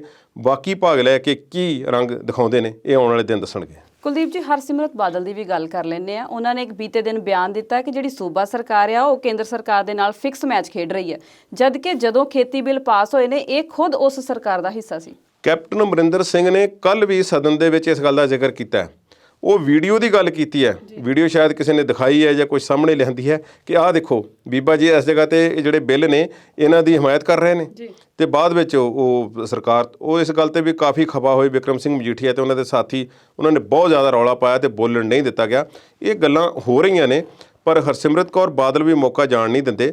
ਪਰ ਹਾਲ ਦੀ ਘੜੀ ਵਿਹਲੇ ਨੇ ਕੇਂਦਰ ਦੇ ਵਿੱਚੋਂ, ਕਿਉਂਕਿ ਵਜ਼ੀਰੀ ਖੁੱਸ ਚੁੱਕੀ ਹੈ, ਉਹਨਾਂ ਨੇ ਅਸਤੀਫਾ ਦੇ ਦਿੱਤਾ ਹੈ। ਪਰ ਇੱਧਰ ਕੋਈ ਬਹੁਤ ਜ਼ਿਆਦਾ ਉਹਨਾਂ ਦੀ ਦਖਲਅੰਦਾਜ਼ੀ ਨਹੀਂ ਹੈ, ਕਿਉਂਕਿ ਸੁਖਬੀਰ ਬਾਦਲ ਵੀ ਮੈਂਬਰ ਪਾਰਲੀਮੈਂਟ ਦੇ ਤੌਰ 'ਤੇ ਵਿਚ ਰਹੇ ਨੇ, ਸਦਨ ਵਿੱਚ ਉਹ ਵੀ ਨਹੀਂ ਹੁੰਦੇ।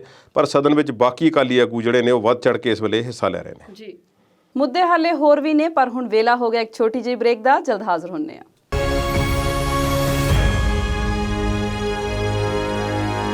ਪ੍ਰੋਗਰਾਮ ਦੇ ਅਖੀਰਲੇ ਹਿੱਸੇ ਵਿੱਚ ਵਿਚਾਰ ਚਰਚਾ ਦੇਖ ਰਹੇ ਦਰਸ਼ਕਾਂ ਦਾ ਫਿਰ ਤੋਂ ਸਵਾਗਤ ਕਰਦੇ ਹਾਂ। ਸ਼ਰਮਾ ਜੀ, ਕੇਰਲਾ ਦੇ ਵਿੱਚ ਭਾਜਪਾ ਦਾ ਅਗਲਾ ਚਿਹਰਾ ਕੌਣ ਹੋਊਗਾ? ਬਿਲਕੁਲ ਜੀ, ਇਹ ਨਵੀਂ ਖਬਰ ਆ। ਬਿਲਕੁਲ ਭਾਜਪਾ ਇਸ ਚਿਹਰੇ ਨੂੰ ਹਾਲੇ ਤੱਕ ਵਿਧੀਵਤ ਐਲਾਨ ਤਾਂ ਨਹੀਂ ਉਹਨਾਂ ਨੇ ਕੀਤਾ, ਪਰ ਲਗਭਗ ਜਿਹੜੀ ਖਬਰ ਆ ਉਹ ਪੱਕੀ ਆ ਕਿ ਉਹਨਾਂ ਨੇ ਈ ਸ਼੍ਰੀਧਰਨ ਨੂੰ ਭਾਜਪਾ ਦੇ ਕੇਰਲਾ ਲਈ ਚੁਣਿਆ। ਉਹ ਕੇਰਲਾ ਤੋਂ ਹੀ ਨੇ ਤੇ ਸ਼੍ਰੀਧਰਨ ਦੀ ਜਦੋਂ ਅਸੀਂ ਗੱਲ ਕਰਦੇ ਹਾਂ ਤਾਂ ਮੈਟਰੋ ਮੈਨ ਦੇ ਤੌਰ ਤੇ ਜਾਣੇ ਜਾਂਦੇ ਨੇ। ਮੈਂ ਉਸ ਤੋਂ ਪਹਿਲਾਂ ਸ਼੍ਰੀਧਰਨ ਦੀ ਗੱਲ ਕਰਾਂ ਤੇ ਇਸ ਗੱਲ ਦੇ ਵਿੱਚ ਕੁਲਦੀਪ ਜੀ, ਬੀਜੇਪੀ ਨੇ 2 ਮਿੱਥ ਆਪਣੇ ਤੋੜੇ ਨੇ, 2 ਨਿਯਮ ਜਿਹੜੇ ਆਪਣੇ ਤੋੜੇ ਨੇ।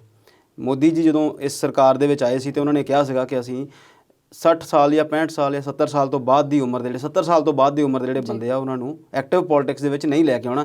ਇਸੇ ਕਾਨੂੰਨ ਦੇ ਨਾਲ ਉਹਨਾਂ ਨੇ ਮੁਰਲੀ ਮਨੋਹਰ ਜੋਸ਼ੀ ਤੇ ਅਡਵਾਨੀ ਜੀ ਨੂੰ ਬਾਹਰ ਕੀਤਾ ਸੀ ਤੇ ਆਪਣੇ ਜਿਹੜੇ ਵੱਡੇ ਵਿਰੋਧੀ ਸੀ ਉਹਨਾਂ ਤੋਂ ਨਿਜਾਤ ਪਾ ਲਈ ਸੀ।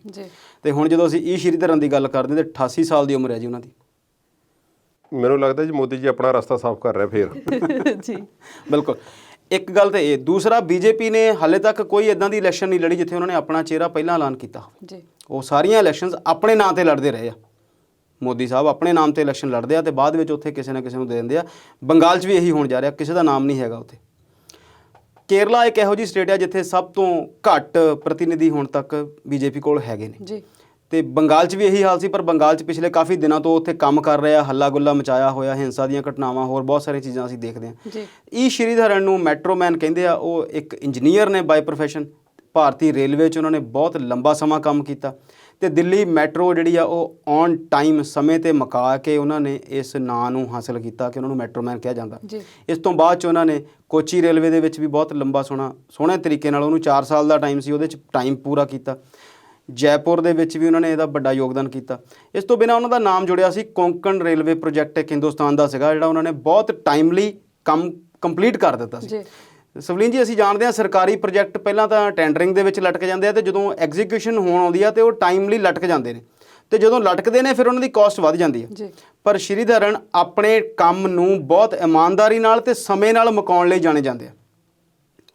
ਇਸੇ ਕਰਕੇ ਉਹਨਾਂ ਨੂੰ ਮੈਟਰੋਮੈਨ ਕਿਹਾ ਜਾਂਦਾ ਤੇ ਉਹਨਾਂ ਦੀ ਬਹੁਤ ਸ਼ਲਾਘਾ ਵੀ ਹੋਈ ਹੈ। ਤੇ ਪੂਰੇ ਉਹਨਾਂ ਦੇ ਕਾਰਜਕਾਲ ਦੇ ਵਿੱਚ ਜਿੰਨੀ ਦੇਰ ਵੀ ਉਹ ਚਾਹੇ ADGM ਰਹੇ ਆ ਰੇਲਵੇ ਦੇ, ਚਾਹੇ ਉਹ ਮੈਟਰੋ ਦੇ ਰਹੇ ਆ, ਉਹਨਾਂ ਦੀ ਜਿਹੜੀ ਰਿਟਾਇਰਮੈਂਟ ਸੀ ਉਹ ਬਹੁਤ ਪਹਿਲਾਂ ਹੋ ਗਈ ਸੀ, 90s 'ਚ ਕਿਤੇ ਹੋ ਗਈ ਸੀ। ਫਿਰ ਉਹਨਾਂ ਨੂੰ 10-12 ਸਾਲ ਲਈ ਦਿੱਲੀ ਮੈਟਰੋ 'ਚ ਰੱਖਿਆ ਗਿਆ। ਉਸ ਤੋਂ ਬਾਅਦ ਫਿਰ ਲਖਨਊ ਮੈਟਰੋ ਲਈ ਵੀ ਉਹ ਸਲਾਹਕਾਰ ਰਹੇ ਆ, ਚੀਫ ਪੈਟਰਨ ਵੀ ਰਹੇ, ਕੋਚੀ ਲਈ ਵੀ ਕੰਮ ਕੀਤਾ, ਜੈਪੁਰ ਲਈ ਵੀ ਕੰਮ ਕੀਤਾ, ਤੇ ਹੁਣ ਉਹ ਰਿਟਾਇਰ ਹੋ ਚੁੱਕੇ ਸੀ। ਪਿਛਲੇ ਦਿਨੀ ਉਹਨਾਂ ਨੇ BJP ਜੁਆਇਨ ਕੀਤੀ ਆ ਤੇ ਇਹਦੇ ਲਈ ਉਹਨਾਂ ਨੇ ਹੁਣ ਕੇਰਲਾ ਲਈ ਉਹਨਾਂ ਨੂੰ ਚਿਹਰਾ ਮੰਨਿਆ ਜਾਂਦਾ। ਮੈਨੂੰ 2-3 ਗੱਲਾਂ ਤੋਂ ਇੱਕ ਗੱਲ ਥੋੜ੍ਹੀ ਜਿਹੀ ਅਜੀਬ ਲੱਗਦੀ ਆ।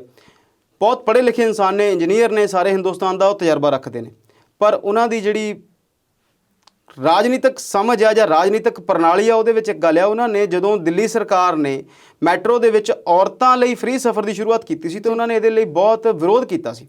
ਉਹਨਾਂ ਨੇ ਪ੍ਰਧਾਨ ਮੰਤਰੀ ਨੂੰ ਚਿੱਠੀ ਲਿਖ ਕੇ ਕਿਹਾ ਸੀਗਾ ਕਿ ਤੁਸੀਂ ਇਹਦੇ ਵਿੱਚ ਦਖਲ ਦਿਓ ਤੇ ਇੱਦਾਂ ਨਹੀਂ ਹੋਣਾ ਚਾਹੀਦਾ। ਮੈਨੂੰ ਨਹੀਂ ਪਤਾ ਉਹਨਾਂ ਦੀ ਰਾਜਨੀਤਿਕ ਸਮਝ ਕੀ ਆ, ਪਰ ਜੇ ਕੋਈ ਸਰਕਾਰ ਆਪਣੇ ਨਾਗਰਿਕਾਂ ਨੂੰ ਸਹੂਲਤ ਦਿੰਦੀ ਆ ਤੇ ਉਹਦੇ ਵਿੱਚ ਬੀਇੰਗ ਐਨ ਇੰਜੀਨੀਅਰ ਉਹਨਾਂ ਨੂੰ ਕੀ ਇਹਦੇ 'ਚ ਪਰੇਸ਼ਾਨੀ ਸੀ। ਦੂਸਰੀ ਗੱਲ, ਉਹ ਲਵ ਜਿਹਾਦ ਦੇ ਖਿਲਾਫ ਵੀ ਬੋਲਦੇ ਨਜ਼ਰ ਆਏ ਨੇ। ਲਵ ਜਿਹਾਦ ਤੁਸੀਂ ਦੇਖਦੇ ਆ ਕਿ BJP ਦਾ ਬੜਾ ਲੰਬਾ ਚੌੜਾ ਏਜੰਡਾ ਰਿਹਾ ਇਸ ਪਿੱਛੇ ਜਾਤੀਵਾਦ ਦੇ ਉੱਤੇ, ਕਿ ਇੱਕ ਜਾਤ ਦੀ ਕੁੜੀ ਦੂਸਰੇ ਜਾਤ ਦੇ ਮੁੰਡੇ ਨਾਲ ਵਿਆਹ ਕਰਾਵੇ ਜਾਂ ਦੂਸਰੇ ਜਾਤ ਦਾ ਮੁੰਡਾ ਇਸ ਜਾਤ ਦੇ ਵਿੱਚ ਵਿਆਹ ਕਰਾਵੇ, ਤੇ ਉਹਨੂੰ ਉਹ ਇੱਕ ਖਾਸ ਐਂਗਲ ਤੋਂ ਦੇਖਦੇ ਆ BJP ਵਾਲੇ, ਖਾਸ ਤੌਰ ਤੇ UP ਦੇ ਵਿੱਚ, ਤੇ ਕੁਝ ਹੱਦ ਤੱਕ ਤਾਮਿਲਨਾਡੂ ਤੇ ਕੇਰਲਾ 'ਚ ਵੀ ਇਹੋ ਜਿਹੀਆਂ ਘਟਨਾਵਾਂ ਸਾਹਮਣੇ ਆਈਆਂ। ਉਹਨਾਂ ਨੇ ਇਹਦੇ ਖਿਲਾਫ ਵੀ ਬੋਲਿਆ।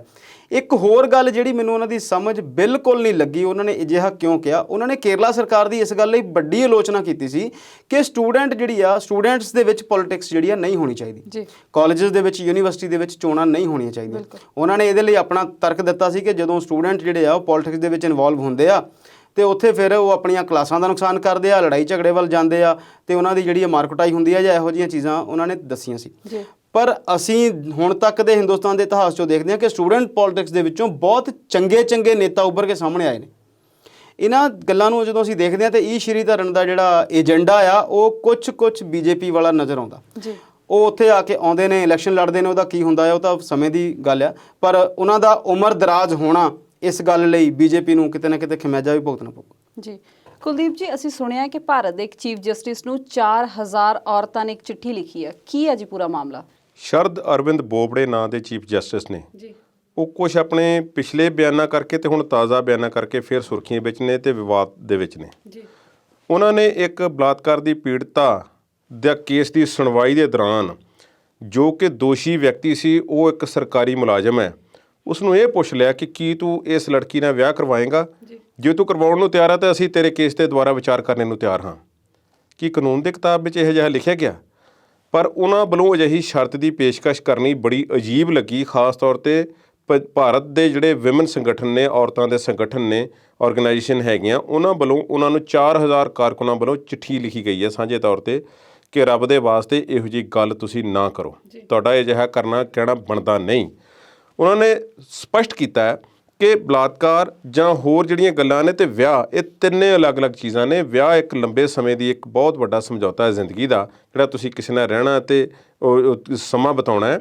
ਤੁਸੀਂ ਇਸ ਨੂੰ ਕਿਵੇਂ ਇੱਕ ਅਦਾਲਤੀ ਕਾਰਵਾਈ ਨਾਲ ਕਿਵੇਂ ਜੋੜ ਕੇ ਦੇਖ ਸਕਦੇ ਹੋ? ਖਾਸ ਤੌਰ 'ਤੇ ਜਦੋਂ ਪੀੜਤਾ ਜਿਹੜੀ ਹੈ ਉਹ ਨਾਬਾਲਿਗ ਉਮਰ ਦੀ ਹੋਵੇ, ਉਸ ਦੇ ਹੱਥ ਪੈਰ ਬੰਨ੍ਹ ਕੇ ਉਸ ਨਾਲ ਦੁਸ਼ਕਰਮ ਕੀਤਾ ਗਿਆ ਹੋਵੇ ਤੇ ਉਸ ਦੇ ਭਰਾ ਨੂੰ ਜਾਨੋਂ ਮਾਰਨ ਦੀ ਧਮਕੀ ਦਿੱਤੀ ਗਈ ਹੋਵੇ ਤੇ ਉਸ ਪੀੜਤਾ ਨੇ ਖੁਦਕੁਸ਼ੀ ਕਰਨ ਦੀ ਕੋਸ਼ਿਸ਼ ਕੀਤੀ ਗਈ ਹੋਵੇ, ਕੀ ਉਸ ਦੀ ਮਾਨਸਿਕ, ਸਰੀਰਕ ਤੇ ਸਾਰੀ ਪੀੜਾ ਨੂੰ ਤੁਸੀਂ ਸਮਝ ਕੇ ਬਿਆਨ ਦੇ ਰਹੇ ਹੋ? ਕੀ ਤੁਸੀਂ ਉਸ ਲੜਕੀ ਨੂੰ ਜਾਂ ਉਸ ਦੇ ਘਰਦਿਆਂ ਨੂੰ ਪੁੱਛਿਆ ਕਿ ਨਾਬਾਲਿਗ ਲੜਕੀ ਨੂੰ ਕਿਸ ਤਰ੍ਹਾਂ ਤੁਸੀਂ ਇਸ ਤਰ੍ਹਾਂ ਕਿਸੇ ਦੇ ਵਿਆਹ ਦੀ ਪੇਸ਼ਕਸ਼ ਤੁਸੀਂ ਆਪਣੇ ਵੱਲੋਂ ਕਰ ਸਕਦੇ ਹੋ? ਇਹ ਸਾਰੀਆਂ ਗੱਲਾਂ ਦੇ ਵਿੱਚ ਜਿਹੜੀਆਂ ਔਰਤਾਂ ਦੇ ਸੰਗਠਨ ਨੇ ਉਹਨਾਂ ਦਾ ਇਹ ਕਹਿਣਾ ਹੈ ਕਿ ਇਨਸੈਂਸਿਟਿਵਿਟੀ ਜਿਹੜੀ ਹੈ ਜਸਟਿਸ ਸਾਹਿਬ ਨੇ ਦਿਖਾਈ ਹੈ। ਪਹਿਲਾਂ ਵੀ ਕਹਿੰਦੇ ਨੇ ਕਿ ਉਹਨਾਂ ਦੇ ਇੱਕ ਬਿਆਨ 'ਤੇ ਅਜਿਹਾ ਉਹਨਾਂ ਨੇ ਕਿੰਤੂ ਪ੍ਰੰਤੂ ਹੋਇਆ ਸੀ, ਜਿਸ ਵਿੱਚ ਉਹਨਾਂ ਨੇ ਪਤੀ ਪਤਨੀ ਦੇ ਰਿਸ਼ਤੇ ਨੂੰ ਲੈ ਕੇ ਇੱਕ ਵਿਵਾਦਪੂਰਨ ਬਿਆਨ ਦਿੱਤਾ, ਜਿਸ ਨੂੰ ਅਸੀਂ ਇੱਥੇ ਡਿਸਕਸ ਵੀ ਨਹੀਂ ਕਰ ਸਕਦੇ। ਸੋ ਕੁੱਲ ਮਿਲਾ ਕੇ ਔਰਤ ਸੰਗਠਨਾਂ ਦਾ ਇਹ ਕਹਿਣਾ ਹੈ ਕਿ ਇੱਕ ਭਾਰਤ ਦੇ ਚੀਫ ਜਸਟਿਸ ਜਿਹੜੇ ਹਨ ਇੱਕ ਅਦਾਲਤ ਦੇ ਹਨ, ਉਹਨਾਂ ਵੱਲੋਂ ਜੱਜ ਸਾਹਿਬ ਵੱਲੋਂ ਇਸ ਤਰ੍ਹਾਂ ਦੇ ਬਿਆਨ ਦੇਣੇ ਉਹਨਾਂ ਦੀ ਇੱਕ ਖਾਸ ਕਿਸਮ ਦੀ ਮਾਨਸਿਕਤਾ ਨੂੰ ਰਿਪਰੈਜ਼ੈਂਟ ਕਰਦੇ ਆ, ਜੋ ਕਿ ਸਾਡੇ ਸਮਾਜ ਲਈ ਖਤਰਨਾਕ ਹੋ ਸਕਦੇ ਜੀ। ਸੁਖਬੀਰ ਜੀ ਮੈਂ ਥੋੜੀ ਜਿਹੀ ਗੱਲ ਜੋੜਨੀ ਚਾਹੁੰਦਾ। ਮੈਨੂੰ ਇਦਾਂ ਲੱਗਦਾ ਕਿ ਇੱਥੇ ਸਾਡੀ ਨਾ ਜੀ ਜਿਹੜੀ ਮਰਦ ਪ੍ਰਧਾਨ ਸਮਾਜ ਵਾਲੀ ਛਵੀ ਆ ਉਹ ਕੰਮ ਕਰਦੀ ਹੈ ਜੀ। ਇੱਕ ਜੱਜ ਨੂੰ ਫੈਸਲਾ ਸਿਰਫ ਔਰ ਸਿਰਫ ਇਸ ਗੱਲ ਦੇ ਉੱਤੇ ਲੈ ਕੇ ਦੇਣਾ ਚਾਹੀਦਾ ਕਿ ਦੋਨਾਂ ਪੱਖਾਂ ਦੇ ਵਿੱਚੋਂ ਗਲਤ ਕੌਣ ਸੀ ਤੇ ਸਹੀ ਕੌਣ ਸੀ। ਬਿਲਕੁਲ। ਸੋਸ਼ਲ ਜਸਟਿਸ ਤੇ ਅਦਾਲਤੀ ਜਸਟਿਸ ਦੋ ਅਲੱਗ-ਅਲੱਗ ਗੱਲਾਂ ਨੇ। ਸਮਾਜ ਦੇ ਵਿੱਚ ਜਦੋਂ ਅਸੀਂ ਬੈਠ ਕੇ ਕਿਤੇ ਨਾ ਕਿਤੇ ਰਾਜੀਨਾਮੇ ਕਰਦੇ ਹਾਂ ਉਦੋਂ ਇਹੋ ਜਿਹੀਆਂ ਗੱਲਾਂ ਹੋ ਸਕਦੀਆਂ ਨੇ, ਪਰ ਜਿੱਦਾਂ ਕੁਲਦੀਪ ਜੀ ਨੇ ਦੱਸਿਆ ਕਿ ਉਹਦੇ ਨਾਲ ਇੰਨਾ ਬਰੂਟਲ ਕ੍ਰਾਈਮ ਹੋਇਆ, ਉਹਨੂੰ ਬੰਨਿਆ ਗਿਆ, ਉਹਦੇ ਭਰਾ ਨੂੰ ਮਾਰਨ ਦੀ ਕੋਸ਼ਿਸ਼ ਕੀਤੀ ਗਈ ਤੇ ਹੋਰ ਸਾਰਾ ਕੁਝ ਕੀਤਾ ਗਿਆ ਤੇ ਉਹ ਨਾਬਾਲਗਾ ਵੀ ਹੈ। ਇਹ ਹਿੰਦੁਸਤਾਨ ਦੇ ਵਿੱਚ ਬਹੁਤ ਸਾਰੀਆਂ ਪਹਿਲਾਂ ਸੈਸ਼ਨ ਕੋਰਟਸ ਦੇ ਵਿੱਚ ਜਾਂ ਇਦਾਂ ਦੀਆਂ ਘਟਨਾਵਾਂ ਹੋਈਆਂ ਨੇ ਜਿੱਥੇ ਬਲਾਤਕਾਰ ਪੀੜਤਾ ਨੂੰ ਉਸੇ ਬੰਦੇ ਨਾਲ ਵਿਆਹ ਦਿੱਤਾ ਗਿਆ, ਪਰ ਉੱਥੇ ਘਟਨਾਵਾਂ ਕੁਝ ਹੋਰ ਤਰ੍ਹਾਂ ਦੀਆਂ ਨੇ। ਇੱਥੇ ਇਹੋ ਜਿਹੇ ਫੈਸਲੇ ਜੱਜ ਸਾਹਿਬ ਦੇ ਬਿਲਕੁਲ ਅਧਿਕਾਰ ਖੇਤਰ 'ਚ ਹੀ ਨਹੀਂ ਆਉਂਦਾ ਇਹ ਗੱਲ, ਪਰ ਇਹ ਕਿਉਂਕਿ ਕਰ ਰਹੇ ਨੇ, ਉਹ ਉਹਨਾਂ ਦੀ ਜਿਹੜੀ ਮਾਨਸਿਕਤਾ ਆ ਉਹ ਇਸ ਸਮਾਜ ਦੇ ਵਿੱਚ ਜਿਹੜੀਆਂ ਕੁਰੀਤੀਆਂ ਆ ਉਹਨਾਂ ਨੂੰ ਹੋਰ ਉਜਾਗਰ ਕਰਦੀ ਆ। ਜਦ ਕਿ ਆਮ ਲੋਕ ਅਦਾਲਤ ਤੋਂ ਇਨਸਾਫ ਦੀ ਮੰਗ ਸੋਚਦੇ ਨੇ, ਉਹਨਾਂ ਨੂੰ ਲੱਗਦਾ ਕਿ ਜੇ ਅਸੀਂ ਉੱਥੇ ਜਾਵਾਂਗੇ ਤੇ ਸਾਨੂੰ ਜਿਹੜੀ ਆ ਸਾਡੇ ਨਾਲ ਜੋ ਬੀਤਿਆ, ਜੋ ਹੋਇਆ, ਜੋ ਗਲਤੀ ਹੋਈ ਆ ਉਹਦੇ ਲਈ ਦੂਜੇ ਬੰਦੇ ਨੂੰ ਸਜ਼ਾ ਮਿਲੇਗੀ, ਤੇ ਉਸੇ ਬੰਦੇ ਨੂੰ ਉਸੇ ਹੀ ਕ੍ਰਿਮੀਨਲ ਬੰਦੇ ਦੇ ਨਾਲ ਵਿਆਹ ਕਰਨ ਦੀ ਪੇਸ਼ਕਸ਼ ਕਰ ਦੇਣੀ ਹੈ। ਬਿਲਕੁਲ ਹੀ ਸੋਚੀ ਵੀ ਨਹੀਂ ਜਾ ਸਕਦੀ ਇਹ ਗੱਲ। ਕਿਵੇਂ ਜੱਜ ਸਾਹਿਬ ਨੇ ਕੀਤੀ? ਸ਼ਰਮਾ ਜੀ, ਸਾਡੇ ਮੁਲਕ ਦੀ ਤਰਾਸਦੀ ਹੈ ਕਿ ਇੱਥੇ ਔਰਤ ਮਰਦ ਦੀ ਬਰਾਬਰਤਾ ਸਿਰਫ ਕਿਤਾਬਾਂ ਤੱਕ ਹੀ ਸੀਮਤ ਹੈ ਜੀ। ਕੁਲਦੀਪ ਜੀ, ਅਗਲੇ ਮੁੱਦੇ ਵੱਲ ਰੁਖ ਕਰਦੇ ਹਾਂ। ਟਾਈਮ ਮੈਗਜ਼ੀਨ ਨੇ ਅੰਦੋਲਨ ਕਰ ਰਹੀਆਂ ਬੀਬੀਆਂ ਨੂੰ ਕਵਰ ਪੇਜ ਤੇ ਥਾਂ ਦਿੱਤੀ ਹੈ, ਕਿਸ ਤਰ੍ਹਾਂ ਦੇਖਦੇ ਹੋ? ਇੱਕ ਆਥਰ ਹੈ, ਉਹ ਟਾਈਮ ਮੈਗਜ਼ੀਨ ਨੇ ਵੀ ਲਿਖਦੀ ਹੈ, ਹੋਰ ਨਾਲ ਵੀ ਲਿਖਦੀ ਹੈ, ਨਿਰੰਜਨਾ ਭੌਮਿਕ ਉਸਦਾ ਨਾਮ ਹੈ, ਉਸ ਲੜਕੀ ਦਾ। ਇੰਡੀਅਨ ਹੈ, ਸੈਲੀਬ੍ਰੇਟਡ ਆਥਰ ਹੈ, ਔਰ ਜੇ ਦੁਨੀਆ ਭਰ ਦੇ ਵਿੱਚ ਉਸਦਾ ਨਾਮ ਤੇ ਕੇਸ ਨੂੰ ਅਵਾਰਡ ਮਿਲ ਚੁੱਕੇ ਨੇ ਜੀ। ਟਾਈਮ ਮੈਗਜ਼ੀਨ ਨੇ ਕਵਰ ਦੇ ਉੱਤੇ ਕੁਝ ਔਰਤਾਂ ਦੀ ਤਸਵੀਰ ਛਾਪੀ ਹੈ। ਇਹ ਅੰਦੋਲਨਕਾਰੀ ਔਰਤਾਂ ਨੇ, ਟਿਕਰੀ ਬਾਰਡਰ ਦੀ ਫੋਟੋ ਹੈ, ਉਸ ਦੇ ਵਿੱਚ ਔਰਤਾਂ ਨੇ ਬੱਚੇ ਚੁੱਕੇ ਹੋਏ ਨੇ ਤੇ ਬੱਚੇ ਚੁੱਕ ਕੇ ਉਹ ਪ੍ਰੋਟੈਸਟ ਕਰ ਰਹੀਆਂ ਨੇ ਮੋਦੀ ਸਰਕਾਰ ਦੇ ਖਿਲਾਫ ਤੇ ਕਿਸਾਨ ਅੰਦੋਲਨ ਦੇ ਵਿੱਚ ਡਟੀਆਂ ਹੋਈਆਂ ਨੇ।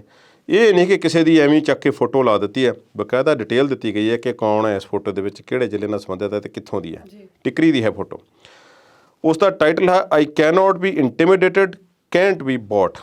ਮੈਨੂੰ ਡਰਾਇਆ ਵੀ ਨਹੀਂ ਜਾ ਸਕਦਾ ਤੇ ਮੈਨੂੰ ਖਰੀਦਿਆ ਵੀ ਨਹੀਂ ਜਾ ਸਕਦਾ। ਇਹ ਉਸਨੇ ਆਰਟੀਕਲ ਜਿਹੜਾ ਟਾਈਮ ਮੈਗਜ਼ੀਨ ਨੇ ਛਾਪਿਆ ਤੇ ਔਰਤਾਂ ਦੇ ਕਿਸਾਨ ਅੰਦੋਲਨ ਵਿੱਚ ਸ਼ਾਮਲ ਹੋਣ ਨੂੰ ਕਵਰੇਜ ਦਿੱਤੀ ਹੈ। ਇਹ ਜੋ 8 ਮਾਰਚ ਨੂੰ ਔਰਤ ਦਿਵਸ ਹੈ ਉਸ ਦੇ ਸੰਬੰਧ ਦੇ ਵਿੱਚ ਜ਼ਿਆਦਾ ਇਸ ਦੀ ਅਹਿਮੀਅਤ ਜਿਹੜੀ ਆ ਉਹ ਦਿੱਤੀ ਗਈ ਆ। ਹੁਣ ਇਸ ਬੀਬੀ ਨੇ ਜਿਹੜਾ ਆਰਟੀਕਲ ਲਿਖਿਆ, ਇਸਨੇ ਪਹਿਲਾਂ ਵੀ ਆਰਟੀਕਲ ਲਿਖੇ ਨੇ। ਉਸਨੇ ਇੱਕ ਲਿਖਿਆ ਸੀ ਕਿ why Indian outrage over black lives matter rings hollow, ਕਿ ਜਦੋਂ ਬਲੈਕ ਲਾਈਵਜ਼ ਮੈਟਰ ਦਾ ਦੁਨੀਆ ਦੇ ਵਿੱਚ ਰੌਲਾ ਪਿਆ ਹੋਇਆ ਸੀ, ਅਮਰੀਕਾ ਦੇ ਵਿੱਚ ਇੱਕ ਸਿਆਹਫਾਮ ਵਿਅਕਤੀ ਨੂੰ ਪੁਲਿਸ ਅਫਸਰ ਵੱਲੋਂ ਗੋਡੇ ਥੱਲੇ ਦੱਬ ਕੇ ਰੱਖਿਆ ਗਿਆ ਬਹੁਤੀ ਦੇਰ ਤੇ ਉਸ ਦੀ ਮੌਤ ਹੋ ਗਈ ਸੀ। ਪੂਰੀ ਦੁਨੀਆ ਦੇ ਵਿੱਚ ਮੁਜ਼ਾਹਰੇ ਹੋਏ, ਅਮਰੀਕਾ ਦੇ ਵਿੱਚ ਦੰਗੇ ਵੀ ਹੋਏ ਤੇ ਦੁਨੀਆ ਭਰ ਦੇ ਵਿੱਚ ਆਵਾਜ਼ਾਂ ਉੱਠੀਆਂ ਕਿ ਬਲੈਕ ਲਾਈਵਜ਼ ਮੈਟਰ, ਕਿ ਕਾਲੇ ਲੋਕਾਂ ਦਾ ਵੀ ਜਿਉਣ ਦਾ ਹੱਕ ਹੈ। ਰੰਗ ਭੇਦ ਦੀ ਨੀਤੀ ਹੈ, ਨਸਲ ਭੇਦ ਦੀ ਤੇ ਰੰਗ ਭੇਦ ਦੀ, ਦੋ ਵੱਖਰੀਆਂ ਗੱਲਾਂ ਨੇ। ਰੰਗ ਭੇਦ ਦੀ ਨੀਤੀ ਭਾਰਤ ਦੇ ਬਾਰੇ ਇਸ ਬੀਬੀ ਨੇ ਇਹ ਆਰਟੀਕਲ ਇੱਕ ਲਿਖਿਆ ਸੀ ਜਿਸ ਦੇ ਵਿੱਚ ਇਹ ਕਿਹਾ ਗਿਆ ਕਿ ਭਾਰਤ ਦਾ ਬਲੈਕ ਲਾਈਵਜ਼ ਮੈਟਰ ਮੁਹਿੰਮ ਦੇ ਵਿੱਚ ਸ਼ਾਮਲ ਹੋਣਾ ਭਾਰਤ ਦੇ ਲੋਕਾਂ ਦਾ ਇੱਕ ਖਾਲੀ ਭਾਂਡਾ ਖੜਕਣ ਦੇ ਵਾਂਗ ਹੈ। ਇੱਥੇ ਬਹੁਤੀ ਗੱਲ ਕਰਨੀ ਬਣਦੀ ਨਹੀਂ। ਉਹਨੇ ਹਵਾਲਾ ਦਿੱਤਾ ਕਿ 2017 ਦੇ ਵਿੱਚ ਇੱਕ ਲੜਕੀ ਗੁੰਮ ਹੋ ਜਾਂਦੀ ਹੈ ਦਿੱਲੀ ਦੇ ਵਿੱਚ, ਔਰ ਉਹ ਲੜਕੀ ਜਦੋਂ ਗੁੰਮ ਹੋ ਜਾਂਦੀ ਤੇ ਵਿਦਿਆਰਥੀ ਦੇ ਤੌਰ ਤੇ 3 ਨਾਈਜੀਰੀਅਨ ਨਾਗਰਿਕ ਉੱਥੇ ਰਹਿ ਰਹੇ ਸਨ, ਉਹਨਾਂ ਨੂੰ ਫੜ ਕੇ ਥਾਣੇ ਹਵਾਲਾਤ ਵਿੱਚ ਬੰਦ ਕੀਤਾ ਗਿਆ, ਤਸ਼ੱਦਦ ਕੀਤਾ ਗਿਆ। ਉਹਨਾਂ ਨੂੰ ਅੱਜ ਗ੍ਰਿਫਤਾਰ ਕੀਤਾ ਜਾਂਦਾ ਲੜਕੀ ਦੇ ਪਿਤਾ ਦੇ ਕਹਿਣ ਤੇ। ਅਗਲੇ ਦਿਨ ਲੜਕੀ ਉਹ ਪ੍ਰਗਟ ਹੋ ਜਾਂਦੀ ਹੈ। ਨਸ਼ੇ ਦੀ ਹਾਲਤ ਦੇ ਵਿੱਚ ਓਵਰਡੋਜ਼ ਦੇ ਨਾਲ ਉਸਦੀ ਫਿਰ ਮੌਤ ਹੋ ਜਾਂਦੀ ਹੈ। ਉਹ ਬੰਦੇ ਰਿਹਾ ਹੁੰਦੇ ਨੇ। ਨਾਈਜੀਰੀਅਨ ਲੋਕਾਂ ਵੱਲੋਂ ਵੀ ਇਹ ਆਵਾਜ਼ ਉਠਾਈ ਗਈ ਕਿ ਸਾਡੇ ਨਾਲ ਸਾਡੇ ਰੰਗ ਦੇ ਕਾਰਨ, ਪੱਕੇ ਰੰਗ ਦੇ ਕਾਰਨ, ਸਿਆਹਫਾਮ ਰੰਗ ਹੋਣ ਦੇ ਕਾਰਨ ਸਾਡੇ ਨਾਲ ਇਸ ਤਰ੍ਹਾਂ ਦਾ ਵਤੀਰਾ ਹੋਇਆ। ਇਸੇ ਤਰ੍ਹਾਂ ਇੱਕ ਵੈਸਟ ਇੰਡੀਜ਼ ਦੇ ਪਲੇਅਰ ਸਨ, ਉਹਨਾਂ ਨੇ ਉਹ IPL ਦੇ ਵਿੱਚ ਖੇਡਦੇ ਸਨ। ਉਹਨਾਂ ਨੇ ਗੱਲ ਬਾਅਦ ਵਿੱਚ ਕੀਤੀ ਕਿ ਮੈਨੂੰ ਅਕਸਰ ਟੀਮ ਦੇ ਵਿੱਚ ਕਾਲੂ ਕਹਿ ਕੇ ਬੁਲਾਇਆ ਜਾਂਦਾ ਸੀ। ਠੀਕ ਹੈ ਜੀ। ਇਸ ਤਰ੍ਹਾਂ ਦੇ ਡੈਰਨ ਸੈਮੀਅਨ ਉਹਦਾ ਨਾਂ ਹੈ। ਉਹਨਾਂ ਨੇ ਗੱਲ ਕੀਤੀ, ਹੋਰ ਵੀ ਆਵਾਜ਼ਾਂ ਉੱਠੀਆਂ, ਫਿਰ ਚੁੱਪ ਹੋ ਗਏ। ਇਹ ਬੀਬੀ ਨੇ ਜਿਹੜਾ ਆਰਟੀਕਲ ਲਿਖਿਆ ਹੈ ਔਰਤਾਂ ਦੀ ਸਟਰਗਲ ਨੂੰ ਦਰਸਾਉਂਦਾ ਹੈ ਕਿ ਜਦੋਂ ਭਾਰਤ ਦੇ ਇੱਕ ਅਦਾਲਤ ਵੱਲੋਂ ਅੰਦੋਲਨ ਕਰ ਰਹੀ ਬੀਬੀਆਂ ਨੂੰ, ਬੱਚਿਆਂ ਨੂੰ ਤੇ ਬਜ਼ੁਰਗਾਂ ਨੂੰ ਸਲਾਹ ਦੇ ਦਿੱਤੀ ਗਈ ਸੀ ਕਿ ਤੁਸੀਂ ਜਾ ਸਕਦੇ ਹੋ ਘਰਾਂ ਨੂੰ, ਤੁਸੀਂ ਚਲੇ ਜਾਓ ਤਾਂ ਚੰਗਾ, ਇੱਥੇ ਬਾਕੀਆਂ ਨੂੰ ਰਹਿਣ ਦਿਓ। ਤੇ ਬੀਬੀਆਂ ਦੇ ਬਿਆਨ ਦਿੱਤੇ ਗਏ ਨੇ ਇਸ ਆਰਟੀਕਲ ਦੇ ਵਿੱਚ ਕਿ ਅਸੀਂ ਉਸੇ ਦਿਨ ਤੋਂ ਫੈਸਲਾ ਕਰ ਲਿਆ ਕਿ ਅਸੀਂ ਜਾਣਾ ਨਹੀਂ, ਅਸੀਂ ਇੱਥੇ ਹਾਂ, ਅਸੀਂ ਜਾਣਾ ਨਹੀਂ, ਨੋ ਵੇ, ਸਾਡੀ ਗੱਲ ਪੱਕੀ ਹੋ ਚੁੱਕੀ ਹੈ ਤੇ ਅਸੀਂ ਹੁਣ ਜਾਵਾਂਗੇ ਨਹੀਂ। ਸੋ ਇਸ ਸੰਬੰਧ ਦੇ ਵਿੱਚ ਟਾਈਮ ਮੈਗਜ਼ੀਨ ਨੇ ਜਗ੍ਹਾ ਦਿੱਤੀ ਹੈ। ਟਾਈਮ ਮੈਗਜ਼ੀਨ ਦੇ ਕਵਰ ਪੇਜ ਤੇ ਇਸ ਤਰ੍ਹਾਂ ਜਗ੍ਹਾ ਮਿਲਣੀ ਬਹੁਤ ਮਾਣ ਵਾਲੀ ਗੱਲ ਹੈ ਜੀ। ਸਾਡੇ ਮਾਹਿਰ ਮਹਿਮਾਨਾਂ ਨੇ ਬੜੇ ਸੁਚੱਜੇ ਢੰਗ ਨਾਲ ਆਪਣੇ ਵਿਚਾਰਾਂ ਦੀ ਸਾਂਝ ਸਾਡੇ ਦਰਸ਼ਕਾਂ ਦੇ ਨਾਲ ਪਾਈ ਹੈ। ਕੁਲਦੀਪ ਜੀ, ਅੰਮ੍ਰਿਤਪਾਲ ਜੀ, ਬਹੁਤ ਬਹੁਤ ਸ਼ੁਕਰੀਆ ਜੀ। ਉਮੀਦ ਹੈ ਕਿ ਸਾਡੇ ਦਰਸ਼ਕਾਂ ਨੂੰ ਸਾਡਾ ਅੱਜ ਦਾ ਇਹ ਪ੍ਰੋਗਰਾਮ ਬਹੁਤ ਪਸੰਦ ਆਇਆ ਹੋਵੇਗਾ। ਅਗਲੀ ਵਾਰ ਨਵੇਂ ਮੁੱਦਿਆਂ ਤੇ ਨਵੀਂ ਗੱਲਬਾਤ ਲੈ ਕੇ ਜਲਦ ਹਾਜ਼ਰ ਹੋਵਾਂਗੇ। ਤਦ ਤੱਕ ਲਈ ਸਾਨੂੰ ਦਿਓ ਇਜਾਜ਼ਤ। ਸਤਿ ਸ੍ਰੀ ਅਕਾਲ।